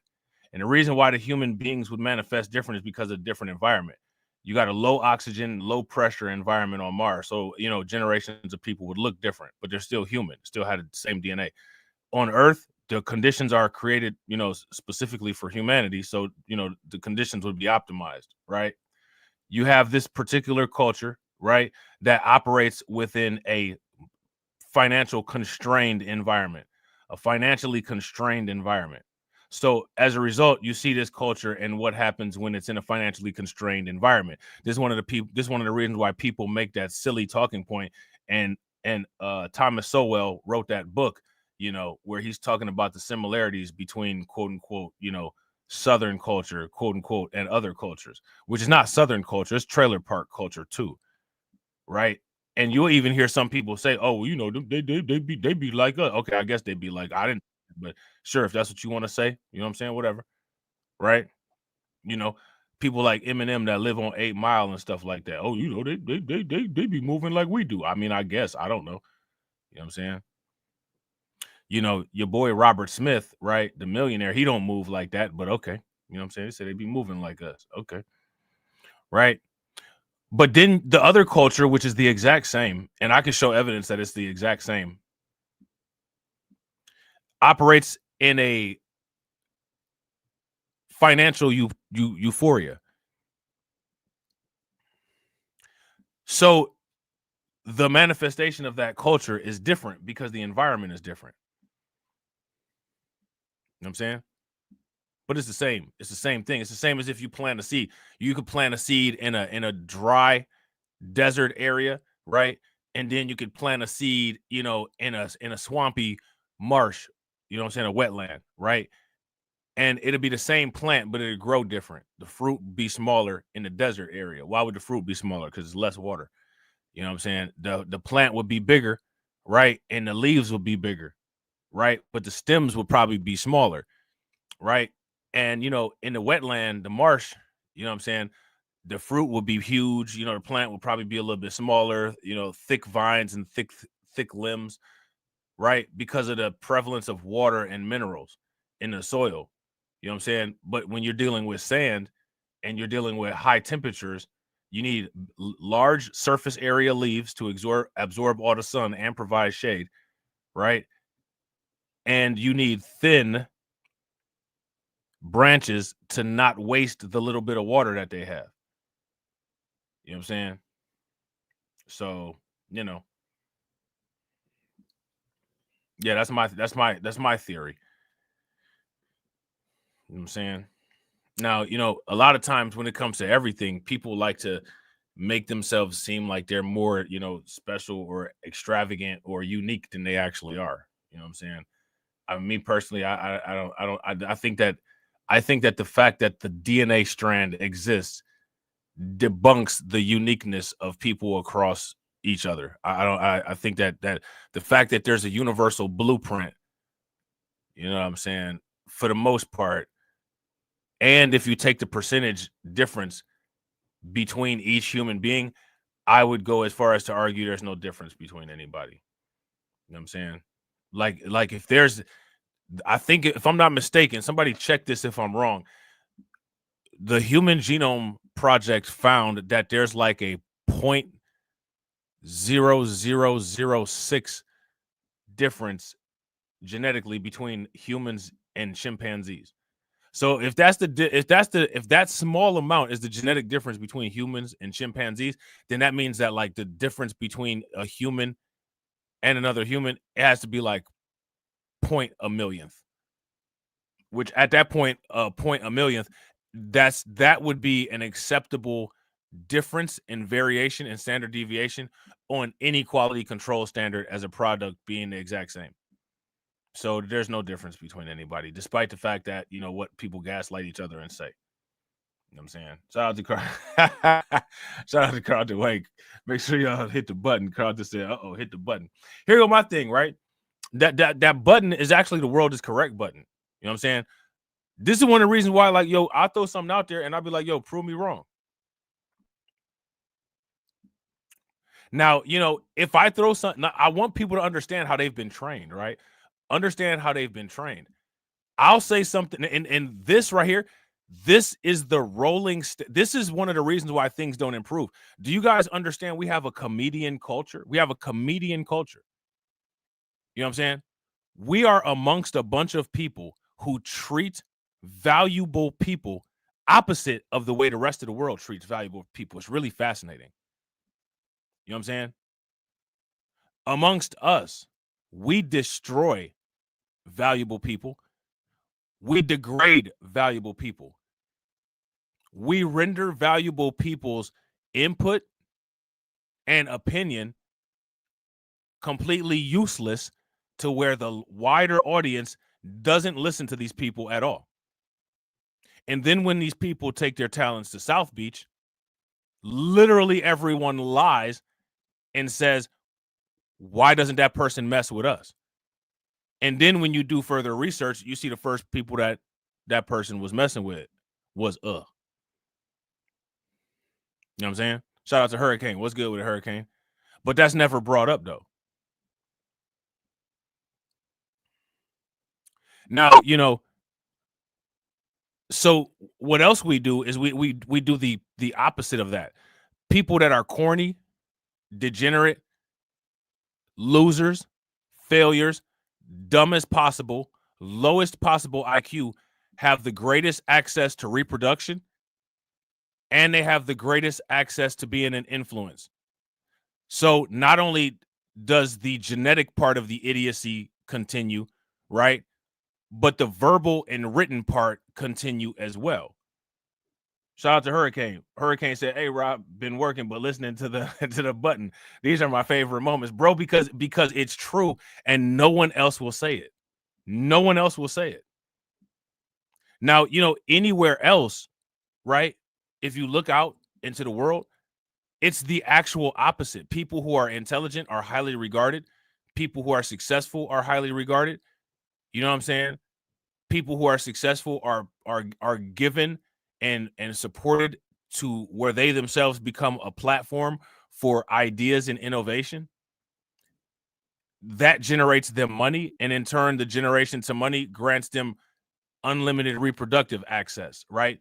People ask the question, well, Elon Musk has 13 kids. Well, Elon Musk was made great, and he can afford 13 kids. What's the child support when you're the richest man in the world? You know what I'm saying? What's the child support cost per month when you're the richest man in the world? How did you become the richest man in the world? You know what I'm saying? Apartheid. Well, you know what I'm saying? That's culture, right? Separation culture. Nobody sit there and tell us to have a share culture, right? But they have a separation culture, and the rest of the world follows that separation culture, and they made it great. We have we have a anti-wealth culture. Literally, I see these videos. Shout out to TD. TD made these videos that came out last year where he showed the video about the pie, and it had Uncle Sam giving a pie, and everybody else got a piece of the pie, and like the black person didn't get a piece of the pie. That is anti-wealth. The belief that you're supposed to split assets amongst a bunch of people is anti-wealth. The shared culture is anti-wealth culture. If I got one Bitcoin, right, and I utilize the culture, right, the culture is I got to share this Bitcoin with everybody.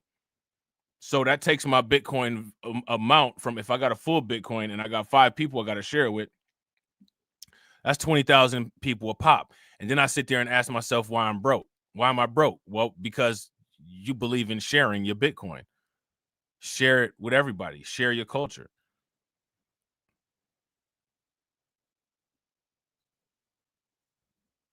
You know what I'm saying? Let's share hip hop. Let's share. Nobody should have ever came up with the idea or thought process that anybody had a problem with WS. During a time when everybody thought that people had these problems with WS, I don't know what in God's name anybody was thinking about. And I don't know where this talking point comes from when people say, well, we helped them get their rights.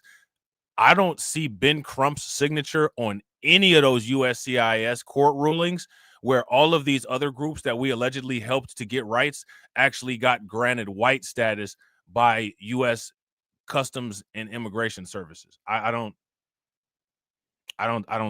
see it. How did we help them do that? We helped these other groups of people. We didn't help them other groups of people get designated as white. You know what I'm saying? Did we? Somebody help me here. I'm having one of those moments where I'm accurately remembering history. You know what I'm saying?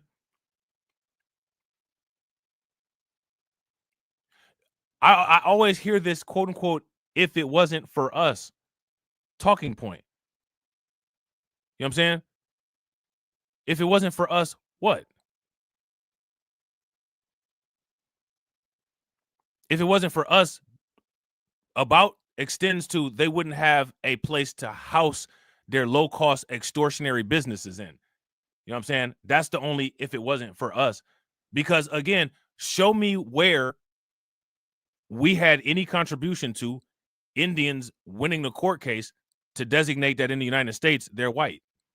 Show me where we had any contribution to particular Latinos winning court cases here in the United States that designates them as white. Show me where we had any contribution to where Syrians won court cases here in the United States, like Dow versus the United States, that designates them as quote unquote culturally white. Show me where we had anything to do with that.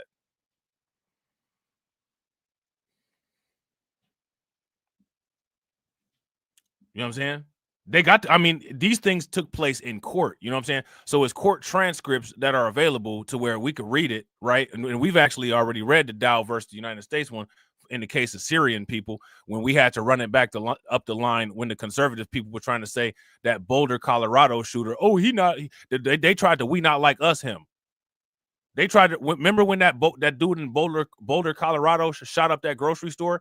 And they and the Steven Crowders and Actual Justice Warrior and all them tried to come out and they not like us, him.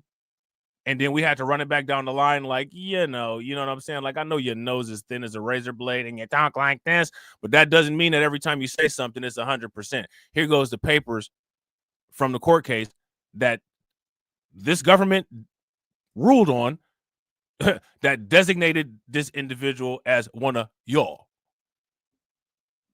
You know what I'm saying? And, you know, of course, as always, you know what I'm saying? Nobody else said anything about that. You know what I'm saying? Everybody else just everybody else just did the same thing that they always do. We're just going to make a designation and then we're just going to throw it on top of the desk the way somebody overweight throws their belly into the car before they sit in it. You know what I'm saying?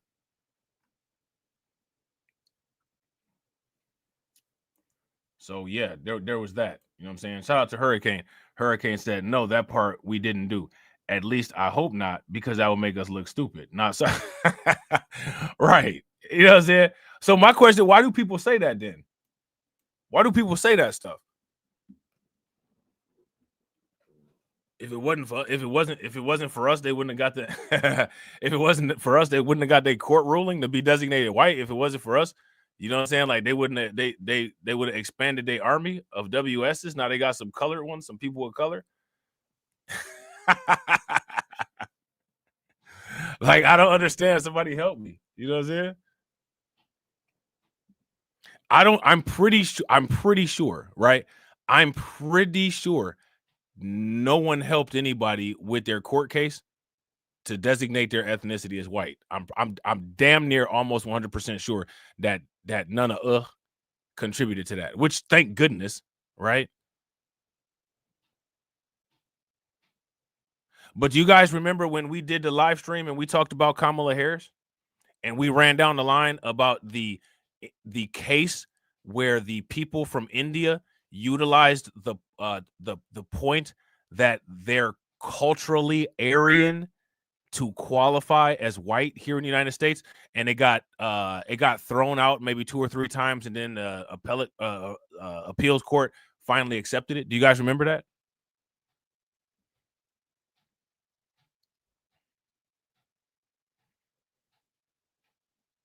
Now, shout out to Dre D. Dre D says the legal precedent set they used to support their argument, us the premise. What premise about us could they use to qualify themselves as white? I don't understand. Shout out to you, bro. What's good with it?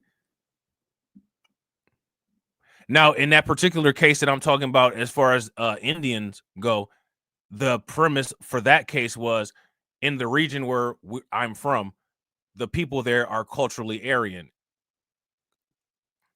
Aryans are culturally considered white in the United States. This is our logic for winning the court case. None of these people fought to be black. The only one that fought to be black was Mindy's brother. And he didn't fight to be black. He just ran a scam and everybody bought it. He even fooled other black people, because if you think it wasn't no black people working at that college, you know what I'm saying, you wrong. And as far as quote unquote fooling black people go, we know that there's a long history of ease of access to fooling black people. Like that's, you know what I'm saying? Like that's not even an accomplishment. You know what I'm saying? To be honest, right? Because we have the admissions of people not knowing the difference between, you know, other cultural black people versus black Americans. That's on the books. People have made 2-3 years of content about that. So that's that, you know what I'm saying? That's there, right? And then there's all the issues with hip hop, right? So, you know, we can't sit there and say, you know, we have this identification system to where, you know, we know who people are. Now, you know, some people may, right? You know, shout out to the people from the Midwest, shout out to the people from the South, shout out to the people from California. You know, for the most part, you know, there's none of that is off or confused with none of us, right? But there seems to be a clear contingent of other people, right? Especially a lot of them largely concentrated on social media, that kind of had issues in that regard. And the evidence is out there. These people have spoken for everyone else. So these people have established the groundwork and laid the evidence behind the claim that, you know, there's no ease of access, or there's no difficulty of access to quote unquote fooling us. You know what I'm saying? So, you know, my thing as far as this goes is that when it comes to so that's the Indian case, right? So then when it comes to the Syrian case, their case for whiteness was based on the fact that Syria is a country in the Middle East that is friendly to Christians, and they allow Christians. And in the United States, in many instances, interestingly, right, Christianity is associated, you know, with white people, which is interesting. You know what I'm saying? Because a lot of, you know, community expulsion occurs, you know, based on, you know, the definition of what a quote unquote heathen is, which heathen, don't get it twisted. You know what I'm saying? That comes from Abrahamic religion. That's biblical. You know what I'm saying? Yeah, shout out to Black free thinkers. Syrians have their own Orthodox church. So, you know, my thing is, where does all of this stuff come from? We literally, this is evidence, right? There's no standard of information integrity. You can just blurt out and say anything, and it doesn't have to be true. And then when there is somebody that says something true, the person that says something true they have to be discredited, and they have to be expelled. And the reason why they have to be discredited and they have to be expelled is because that person that says the true things at some point might go rogue, and he might start saying true things about these people who are major influences that have been hiding behind a mask the entire time. So we have to get rid of that person. So then the cycle of misinformation continues to spread. So, you know, there's a difference. These are reasons why these things continue. You know what I'm saying? The ease of access to support and reproductive tools of the idiot, you know what I'm saying, the moron, the dumbass, right? In comparison to, you know, where that person should actually have restricted access to the entire community. They shouldn't have ease of access to reproductive tools and methods, ease of access to influence, because what are they doing? They're genetically creating idiots, and they're spreading misinformation. Never is the most intelligent person the most attractive.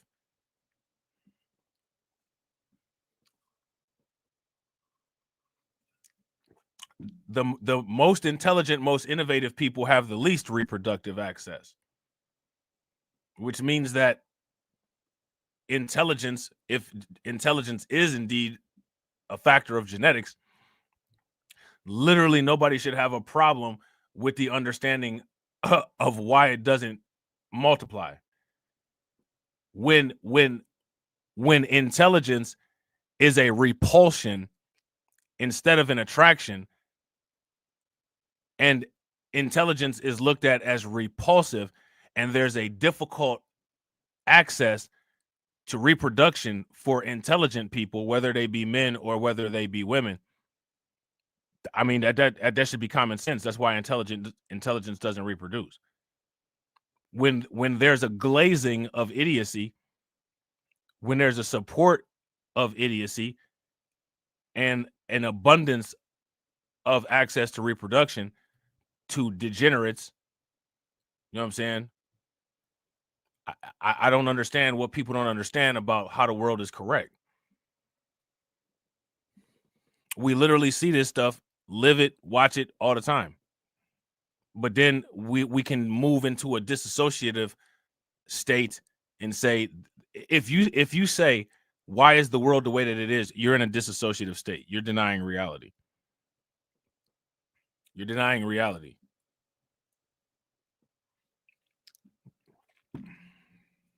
If you guys would agree, give me a thumbs up. If you guys would disagree, give me a thumbs down. I mean, my thing is, what I just laid out here, these are the problems. Why do things not get any better? Because these things never get addressed. So there's, as of right now, February 18th, 2025, it's absurd to have expectations of improvement system-wide, if you ask me. That's just ridiculous. You know what I'm saying? Like, that's just, why would anybody, where's evidence that there's any improvement in anything? Not even any, we're not even at the recognition stage. You know, there's a couple different stages to problem solving. We're not even at the recognition stage. You know, there's a recognition stage. You have to recognize that there's a problem. We're not even at the recognition stage.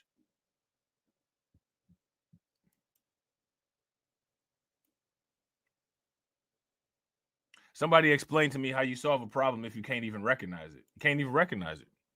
We're going to solve this problem. How you going to solve it? You don't recognize it.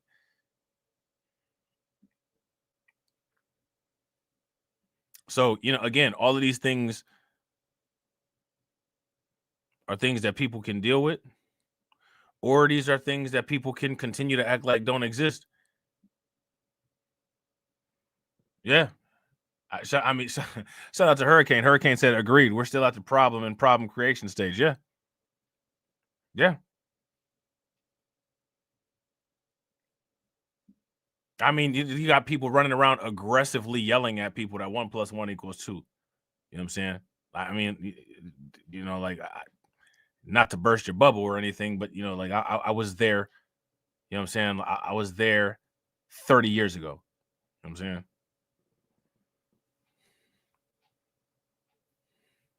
You know what I mean? Like, I was there 30 years ago. Like, I mean, you know, congratulations, I guess. The true reason, one of the true reasons why you don't see the large Bitcoin adoption is because of coward culture, safe culture. Do you guys notice everybody goes around and the biggest talking point is everybody wants protection? We need to be protected. We need to be protected. If you need to be protected, you know what I'm saying, you're basically saying you can't protect yourself. You know what I'm saying, we need to be protected. That if you need to be, another thing that you need to be protected means is that you have a very low risk tolerance, which is fascinating because there's some people that sell drugs which you can risk either getting killed or getting put in jail, but you won't risk $100 on buying a Bitcoin. There's no standard for rationalization amongst the majority. You know what I'm saying? We need protection. Who gonna do the protecting? Think about this, right? We need protection, right? We asking for protection. We need protection. Who are we asking protection from? You know, what if somebody said, you know, you were protected on them plantations? What if somebody said that? Would that be a true statement or would that be a false statement? You had protection on them plantations. You know what I'm saying? If somebody tried to steal you, Somebody would come out the house with a musket. There was fences that locked you in. Now that's some shit Byron Donald would say. You know what I'm saying? That's some shit Tim Scott would say. That's some shit Candace Owens and Officer Tatum would say. They would put those things out there, you know what I'm saying, for the maggots in their comment section to repeat. And then once the maggots in the comment section start repeating it, you have to then ask yourself the question, well, if we're not protecting ourselves, who are we asking to protect us? Yeah, if we're not protecting ourselves, then we're sounding like we're banging for that plantation protection. Because who's protecting us? You know what I'm saying? We need the White House to write something up. What, like the Emancipation Proclamation type shit? Civil Rights Amendment type shit?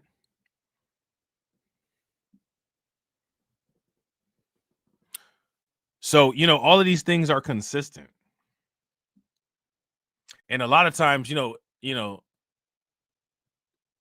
lot of times people be taking a knife to a gunfight. A lot of times, people just be running the opposite direction on the racetrack and handing the other people going the right direction the baton. Like, I don't get it. You know what I'm saying? I don't know like. How many points we done scored for the other team is crazy. They would have been them, like they would have kicked if any NBA team or any football team scored the amount of points for the other team that be going on around here, bro, they put that like that. We would be playing against the Harlem Globetrotters and shit like that from here on out. You playing in the comedy league now. You playing in the what do they call the league that the Harlem Globetrotters play in? The comedy basketball league. You in the comedy league. You ain't even in the G League. You in the comedy league. You putting the ball all on your head like a seal, putting it in the basket on the other side of the court. Like, man, what you doing?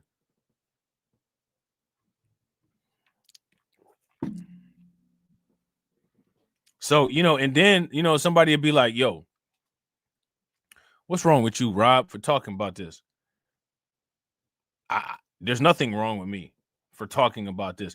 There's something wrong with people creating this situation. You know what I'm saying? Something wrong with people creating a situation. I didn't create the situation. Literally nothing would exist the way that it exists today if people listen to things that I say. So why should I stop saying anything? But people have been on a failing course with a idiotic track record for centuries, right? But somebody should stop talking about that. I don't understand that. Somebody help me out. I don't understand how that works.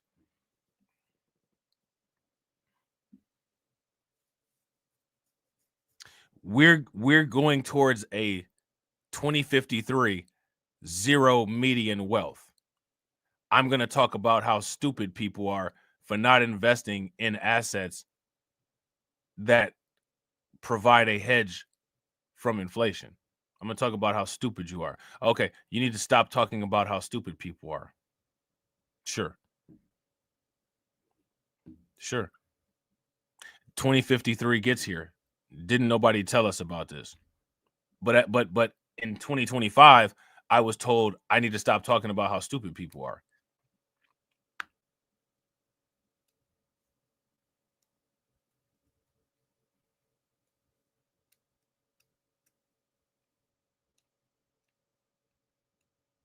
The only people that have any need for concern are right here. Literally nobody has any need to be concerned about anything we got going on because there's nothing going on. Like, it's crazy. I want y'all to understand how insane, how inhumanly immature, and how stupid this is. This is stupid that you have to tell people, yo, save your money so that you have something for the future. The we need generational wealth mob has to be forced to strategize for generational wealth. Like, you can't justify this anywhere. You know what I'm saying? Like, you can't justify this anywhere. Shout out to RY. What's good with it, RY? In fact, Dogecoin has gone down to 25 cents. That's a great price for Doge. Not as good as it was in 2017, but we'll take it, right? So I want people to understand, like, what people really need to do is people need to expand the couch movement. When you hear people talking about generational wealth and all this, man, sit that shit out, man. Sit on the couch. Do like me, sit on the couch. Shout out to Mastermind Hour. Mastermind Hour said, I was going to invest in Merkin coin, but I was afraid the rug pull would leave me exposed. Do you invest in Bitcoin, bro?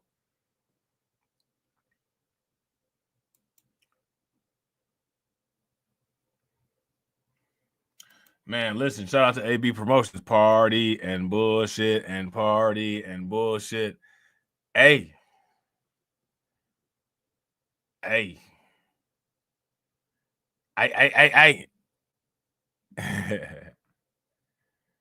In 2053, we're gonna be playing that KRS song. Them people over, Bitcoin buy. Them people over. Hey, yo, I walk up in the spot with a bunch of Bitcoin. You know what I'm saying? I walk up in the spot with a bunch of Bitcoin. About to order steak and tenderloin. Everybody else talking about they broke. I'm listening to my music and I hear it on the amps. I'm paying with the card. You paying with food stamps. You know what I'm saying? I mean, hey, man, I don't know what to say except for, you know, it is what it is. You know what I'm saying? The eternal roast is on. You know what I'm saying? The eternal roast is on.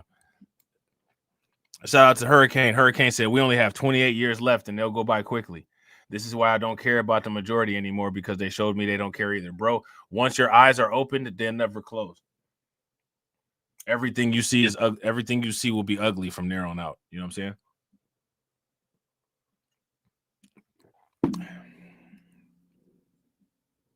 That's why, you know, like I said, like I told people, man, my eyes are open. And they'll never be shut ever again. You know what I'm saying? Shout out to Carlton. Carlton said, I just mind my business and buy crypto. Facts. Buying crypto is the business.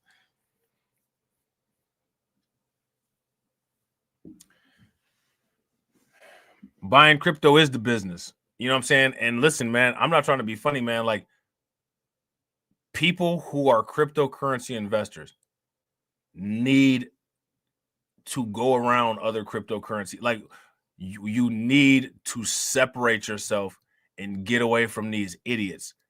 You know, like, I'm not trying to be funny, man. This is what I'm saying about, like, when Trump was talking about getting Greenland and all that. Get a big cryptocurrency backed community in Greenland with nothing but smart and intelligent people, and not let anybody else in that community, not let anybody else in there at all. If you're an idiot or you can't pass certain tests, or you don't have certain financial you don't have certain financial requirements, you're not allowed in. You're not allowed in. And people can sit there and talk about us and elitism, whatever they want. You're not allowed in. You're not polluting our financial pool, and you're definitely not polluting the gene pool. We have to completely redo our DNA because of years of Xerox copying morons. Genetic Xerox copying of morons. You know what I'm saying? So, you know, if you don't fit the criteria, you know, for the most part, like this voluntary, this would be a voluntary, willing, something similar to a organic eugenics program, because that's what's necessary.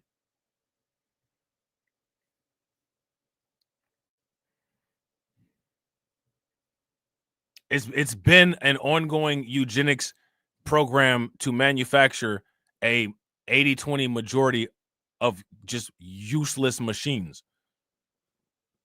That's been a eugenics program, and people don't see it. The eugenics warfare. They have entire breeding farms for morons that are government funded called the projects. You know what I'm saying? It's a reproduction factory for people of the consumer culture, people of the employment class. You know what I'm saying? It's nothing but a breeding ground. It's a government-funded setup breeding ground to create subpar, mediocre people to fund the government's needs of consumerism.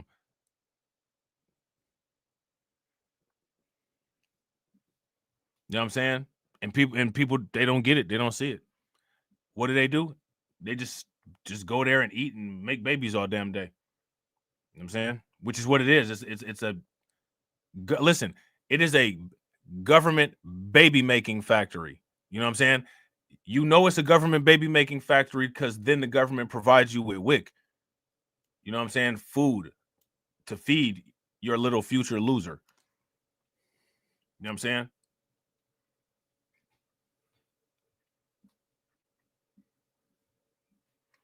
But and then right now they'll put this out here. They'll offer you and say, hey, look, we can give you these government grants to go to college. You can go to school. You can do XYZ, yada, yada, yada. We'll pay for you to get tuition with a Pell Grant. But they know that nobody's going to utilize that stuff because by the time they get old enough to take advantage of that type of stuff, they've already failed in school and they already are starting out in a junior life of crime. It's all mapped out, man. It's all a plan. You know what I'm saying? Shout out to RY. RY says reading scores have been the lowest in this country in 3 decades. Facts. And the very people that can't read got the nerve to tell somebody else to speak English when they can hardly speak English. They can't even spell or write. And then they hear somebody with an accent and they say, speak English. You can't even read. You ain't even pass your proficiency test. Who you telling to speak English? Sit your ass down somewhere. Sit your ass down somewhere and go mop floors next to that person that you just said speak English to. You know what I'm saying? Like that's where we're at. You know what I'm saying? Like that's crazy. Somebody gonna put their chest out and say speak English, and they can't even spell a 3-letter word or put together a sentence. And then they pick up the same broom at the same place as the person that they just told to speak English. Like, come on, man. Yeah, shout out to RY. Facts, and more facts. It's depressing to see it firsthand every day. And it's enraging. It's infuriating. I don't know what's more enraging or more infuriating. The fact that I see it every day or the fact that I know like 95% of people act like they don't see it. Do you know, listen, there's a tactic that people subconsciously do. It's like mob mentality, right? It's like, you know, people start to operate on this telepathic type level of subconsciousness where they don't know that they're doing it, right? You know, like if it wasn't, do you guys notice how there's never any new people in the chat? If we were somewhere else, the majority of people would try to reverse gaslight us and act like the factual information that we're talking about is not true. They would say it's not true. They would sit there and say none of those court cases that you talked about ever existed. And everybody in their comment section would cheer it on. The court cases do exist. Like there's docket numbers and everything. Like, what are you talking about? Well, it's not what I want to hear at the moment. And I have more support than you because I say dumb shit and there's more dummies in the world than there are intelligent people. So in a game of numbers, you lost because more people. So we'll all just make fun of you with our not funny jokes. You know what I'm saying? Shout out to AB. AB says, I'm guilty too, Rob. But look, though, bro, if you even, like, there's nothing wrong with, like, you know, indulging in your hard-earned money. especially if you're doing the right things with it. Ain't nothing wrong with that. You know what I'm saying? Like, bro, like, listen, I'm gonna take vacations. I'm gonna do all that stuff, but I'm gonna still invest though. It's a difference between spending all of your money on stupid stuff and, you know, actually investing and putting aside a little bit of money for your sanity, because you deserve to spend your hard-earned money. You know, if you want to, if you're one of those people that you just can't wait to buy cryptocurrency and that is what you enjoy, shit, by all means, you know what I'm saying, dive in head first. But, you know, if you like, yo, I want to kick it every now and then, you know, I want to do XYZ, bro, you allowed to do that. You earn that. You know what I'm saying? And I gotta agree, people work their whole lives and pass away not having traveled. And then they'll try to talk you out of traveling. You ever heard anybody try to talk anybody out of doing some dumb shit? Like, it's always like a system talk, or it's always like, you know, some type of pep rally or something like that when people are being talked out of stupid shit. But in a lot of cases, more people will talk you into doing stupid shit and not talk you out of doing dumb shit.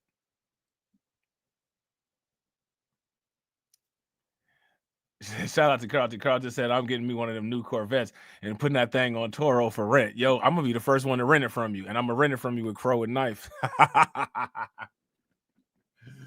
going to rent that bad and make it black with red seats, bro. Black with the red bucket seats. Oh, yeah, I'm the first. I'm going to be like Unicron out here. It pleases me to be the first. You know what I'm saying? You know what I'm saying? But, like, and again, like, you know, in an evolving landscape,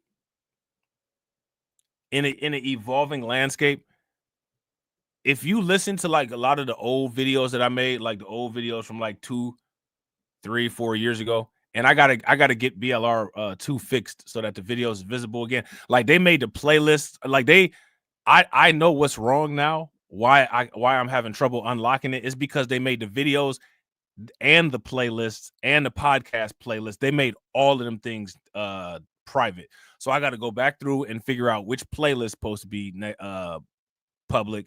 Then I got to figure out which video is supposed to be public. So I gotta go back and first unprivate the playlists. Then I gotta unprivate the individual videos, which that's gonna take a minute. But you see people now, you know, it's people that adopt the talking points that I had back in the day. And I never had no popular talking points. But, you know what I'm saying? Like, when you utilize base reality and just bare bones facts, as much as people may want to get away from, like, you can't get away from them. You know what I'm saying?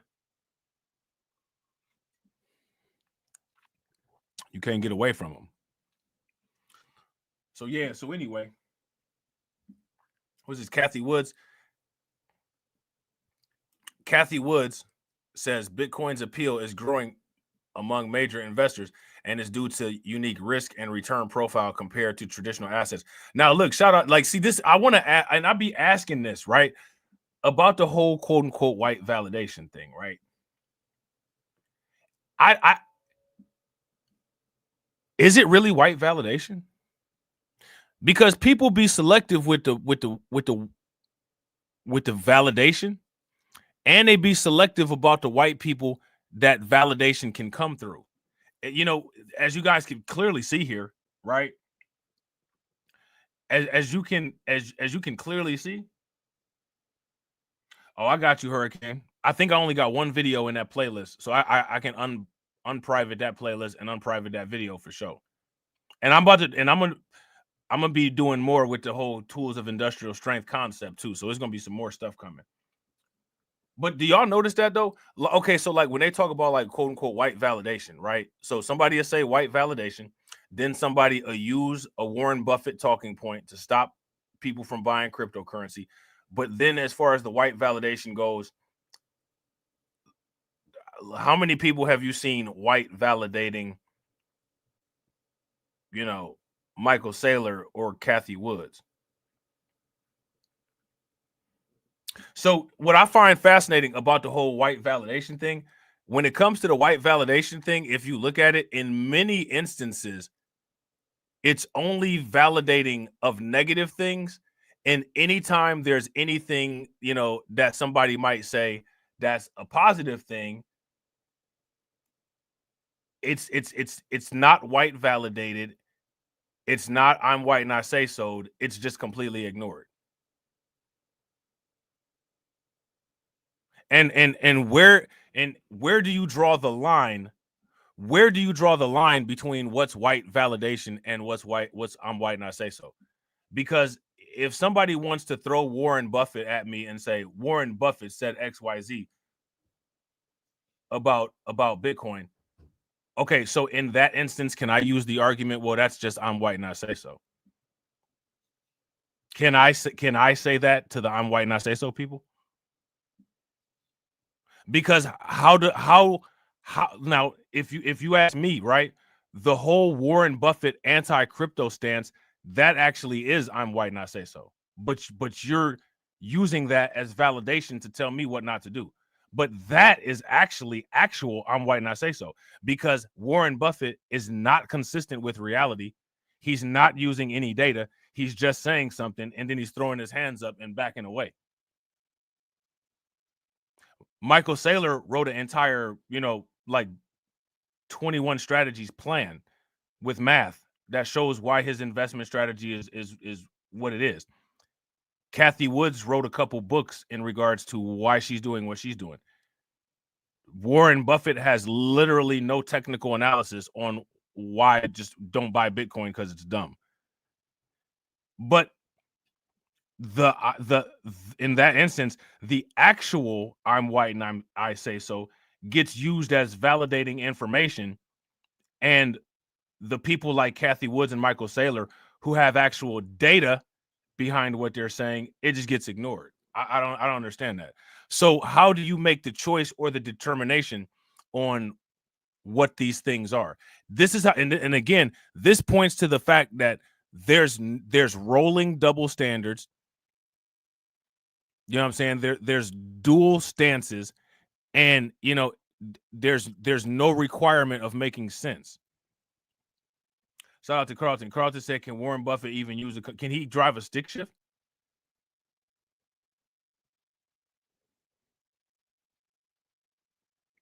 Right. Shout out to Brooklyn Queen. His name recognition alone, right? Now, let's even go as further with the name recognition, because these same people say that there's a system of false credentialing, right? Now, we know, right, one of Warren Buffett's biggest financial successes was his investment in Apple. His staff made those investments. He didn't. So why is he recognized? Oh, he's recognized on a system of false credentials. On that system of false credentials, he decides to make an assertion without data. Bitcoin is nothing. Then people take that assertion based on data, which is actual textbook, I'm white and I say so, and bring it to you and say, Bitcoin is a scam. Then you got two white people that got material evidence that this thing works. Michael Saylor not only has his 21 business plan, but he also has the success of MicroStrategies as his company, right? Empirical evidence, scientific process. We're not even going to mention these people. And then we'll just make jokes about it. Who is this clown, Michael Saylor? Like, you know what I'm saying? Like, so when there's people that don't use I'm white and I say so, they're ignored.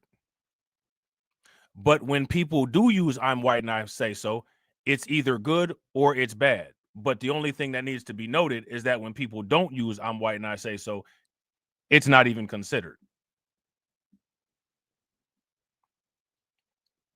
It's not even considered. I mean, it's not considered. What has anybody said about, you know,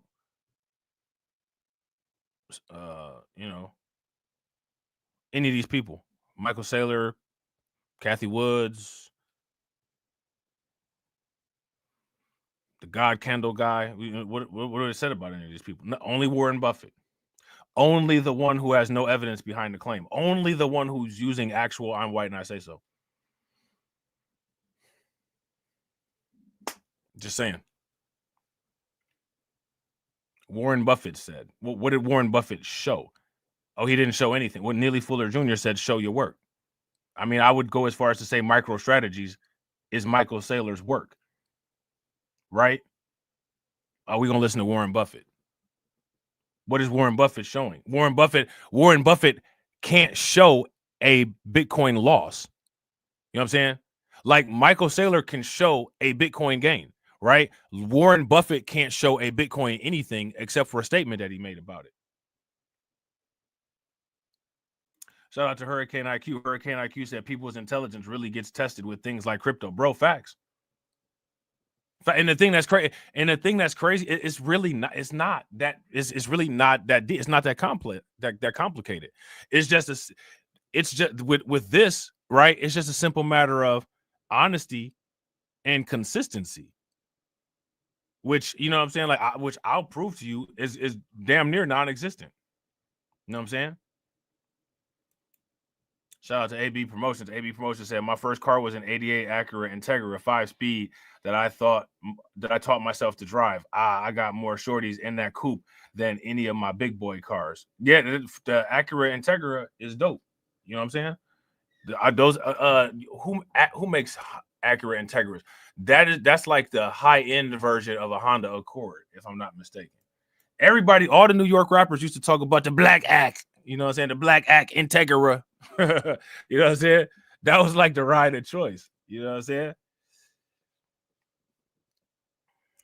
The Black Act Integra, cock back, 60 seconds to the jaw. That's when I'm dead in your feet first. You got a nice gap, but my heat's worse. You know what I'm saying? Tupac had the beef. Tupac had the beef with the East Coast, but his boys was the Outlaws. It's crazy. You know what I'm saying? His boys, like, man, the Outlaws is more New York than New Yorkers. You know what I'm saying? And that was Tupac's homies. You know what I'm saying? What's the dude named Idi Amin and Hussein Fatal? You know what I'm saying? Idi Amin and Hussein Fatal. You know what I'm saying?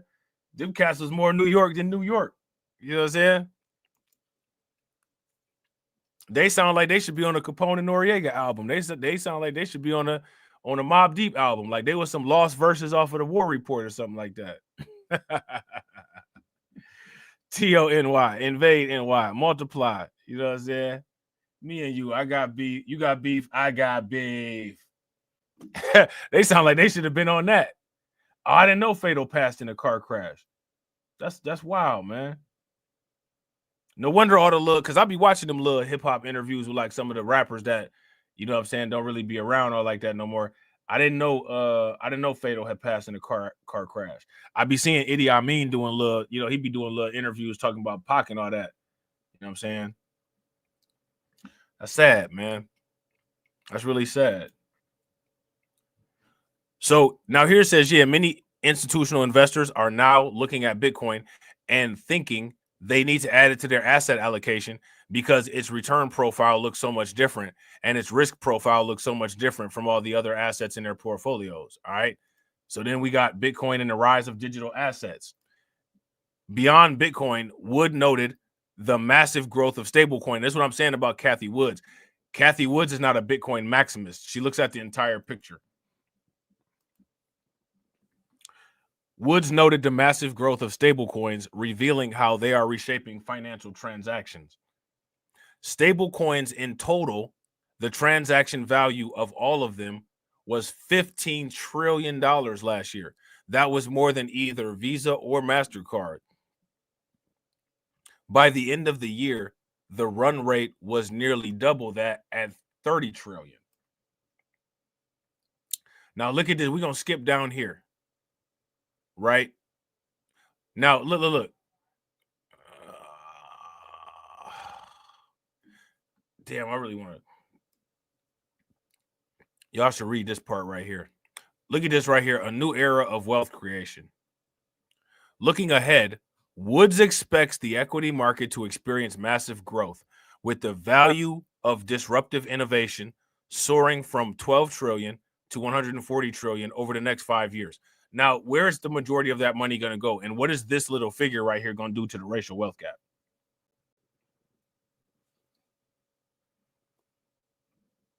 Shout out to Carlton Wade. Carlton Wade said, I understand understand Warren's perspective, because the man is almost 100 years old and he can't simply imagine how crypto works. Older guys get stuck in their ways. Now listen, look, this is about to be so unfair. This is about to be so unfair. Let me ask you guys this question: Is it? Look, hey Carlton, look, this how extreme I am, bro. This how kamikaze extreme I'll go, bro. Look, watch this. Would you who would agree that anybody that's 51 years old is quote unquote almost 100 years old?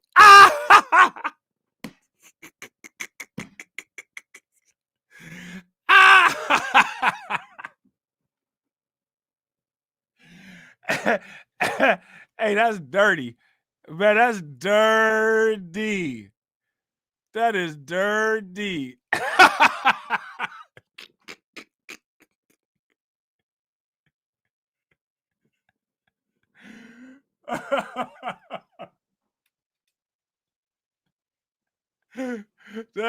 Shout out to Black Bitcoin Key. That's dirty.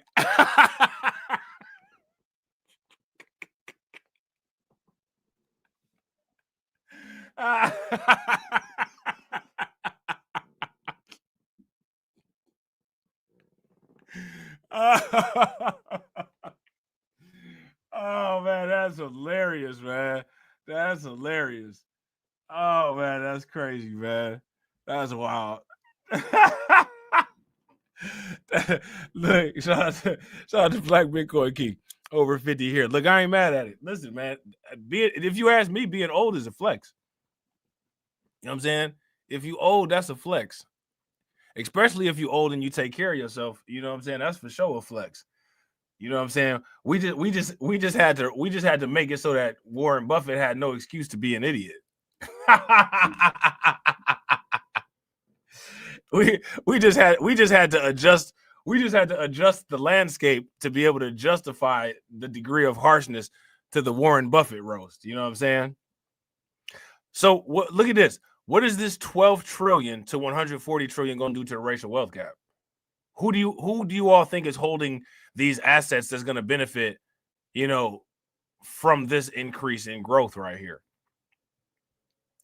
If we're right, then the value associated with truly disruptive innovation during the next 5 years in the equity markets, we believe is going to raise them from 12 trillion to 140 trillion, more than tenfold, she predicted. Now, this is the same thing that Michael Saylor said. She's just saying it in a different way. Tenfold is the same as a factor of 10. You know what I'm saying? Shout out to everybody watching. I appreciate you guys. If you all haven't smashed the like button yet, please do me a favor. Take a moment, smash that like button. Also, if you guys haven't hit the bell, please take a moment, hit that bell. And also, please share the stream to your social media. All right? So, yeah, man. So, let's go back to this paragraph because I think we could get this. She also stressed that decentralized finance is scaling faster than many people realize. The value that is ramping through the digital asset ecosystem as decentralized finances take off is scaling tremendously in a way I don't think people really understand, she said.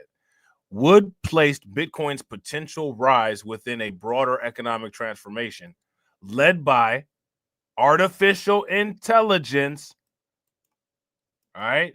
Broader economic transformation, artificial intelligence, robotics, energy storage, and blockchain. She predicts that these technologies will push global GDP growth to 7 to 8%, up from the 3% average of the past 125 years. I mean, I don't understand. I don't understand why. I don't understand like why people are not positioning themselves. I don't get it. Probably like within our lifetime,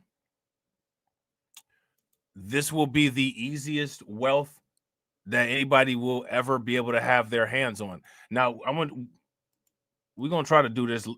We're gonna try to do another live stream tomorrow, right? But I'm gonna show you what we're gonna start off with tomorrow. Look at this. Bitcoin headed to 500,000. Nothing has changed. Yeah, I mean, I would agree. Nothing. It doesn't matter that it's down right now. It's still going to 500,000. You know what I'm saying? Still going to 500,000. Satoshi's going to 1 million. Satoshi's going to 1 million, y'all. Shout out to everybody, man. I really appreciate you guys. Please make sure you guys stick around and show the stream sponsors some love, because as you guys know, without the stream sponsors, ain't no streams. Shout out to my man AB Promotions. I appreciate you, bro. Make sure y'all show AB Promotions some love.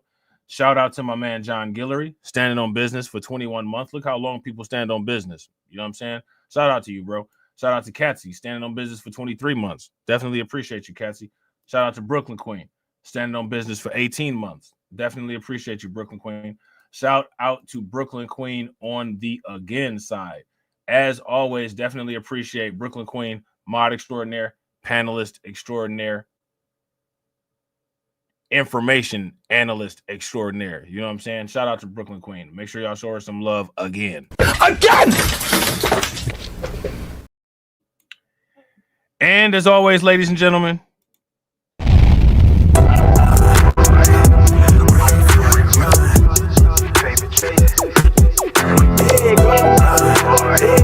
run for it, run. Yeah, hey, okay, I'm fresh up out the package. Time I did, I pay my dues. Affiliated to this paper, I need freedom for my family line. Draw my life design up like fine art. I'm jumping off just an unfamiliar coordinates. Hopped off the porch like I could touch the sky. Red is not one trip. The ism talk the water out your faucet. Look at me flossing, I'm so wavy, I could change the tide. My intuition sense the hatred in your ways. You imitated, forging lines, claim meaning means that's just to justify. Yeah, right. West side, born maritime. Creole baby, my bloodline. My lungs clouded, my thoughts crowded. Say all I see is these dollar signs. Finna make a play and that sound delay. On mamas, I testify. Run for it, run for it, run. I'm out here paper chasing, looking for the funds. Run for it, run for it, run. I'm out here paper chasing, looking for the funds. Run for it, run for it, run. I'm out here paper chasing, looking for the funds. Run for it, run for it, run. I'm out here paper chasing, looking for the funds. Game recognized game. I'm from the Bay, okay, I'm versatile and my slang is different. I'm lane switching with the same people that I came up in this thing with. My head swivel, I'm homebound, got a target back on my backside. The cat peeling with the cast iron, better run for it, run before I catch you. Niggas out ball it, block it, trying to stop my blessing. Gamble with your life, don't bet it, don't bet it. They can't stop my blessing. You do best not to test it. Yeah, you right. Real all in my blood supply. Get ball up top, finna make a play. I cast a lob like I'm Jalen, baby. No co-signer, no co-pilot. They pen pals, my flow designer. My brain signal out of range with it. My palm mission is a dollar sign. If I say it twice and I meant it right. My brain signal out of range with it. My palm mission is a dollar sign. You know, co-signer, no co-pilot. They pip-tiles, my flow designer. My brain signal out of range with it. My palm mission is a dollar sign. Run for it, run for it, run. I'm out here paper chasing, looking for the funds. Run for it, run for it, run. I'm out here paper chasing, looking for the funds. Run for it, run for it, run. I'm out here paper chasing, looking for the funds. Run for it, run for it, run. I'm out here paper chasing, looking for the funds.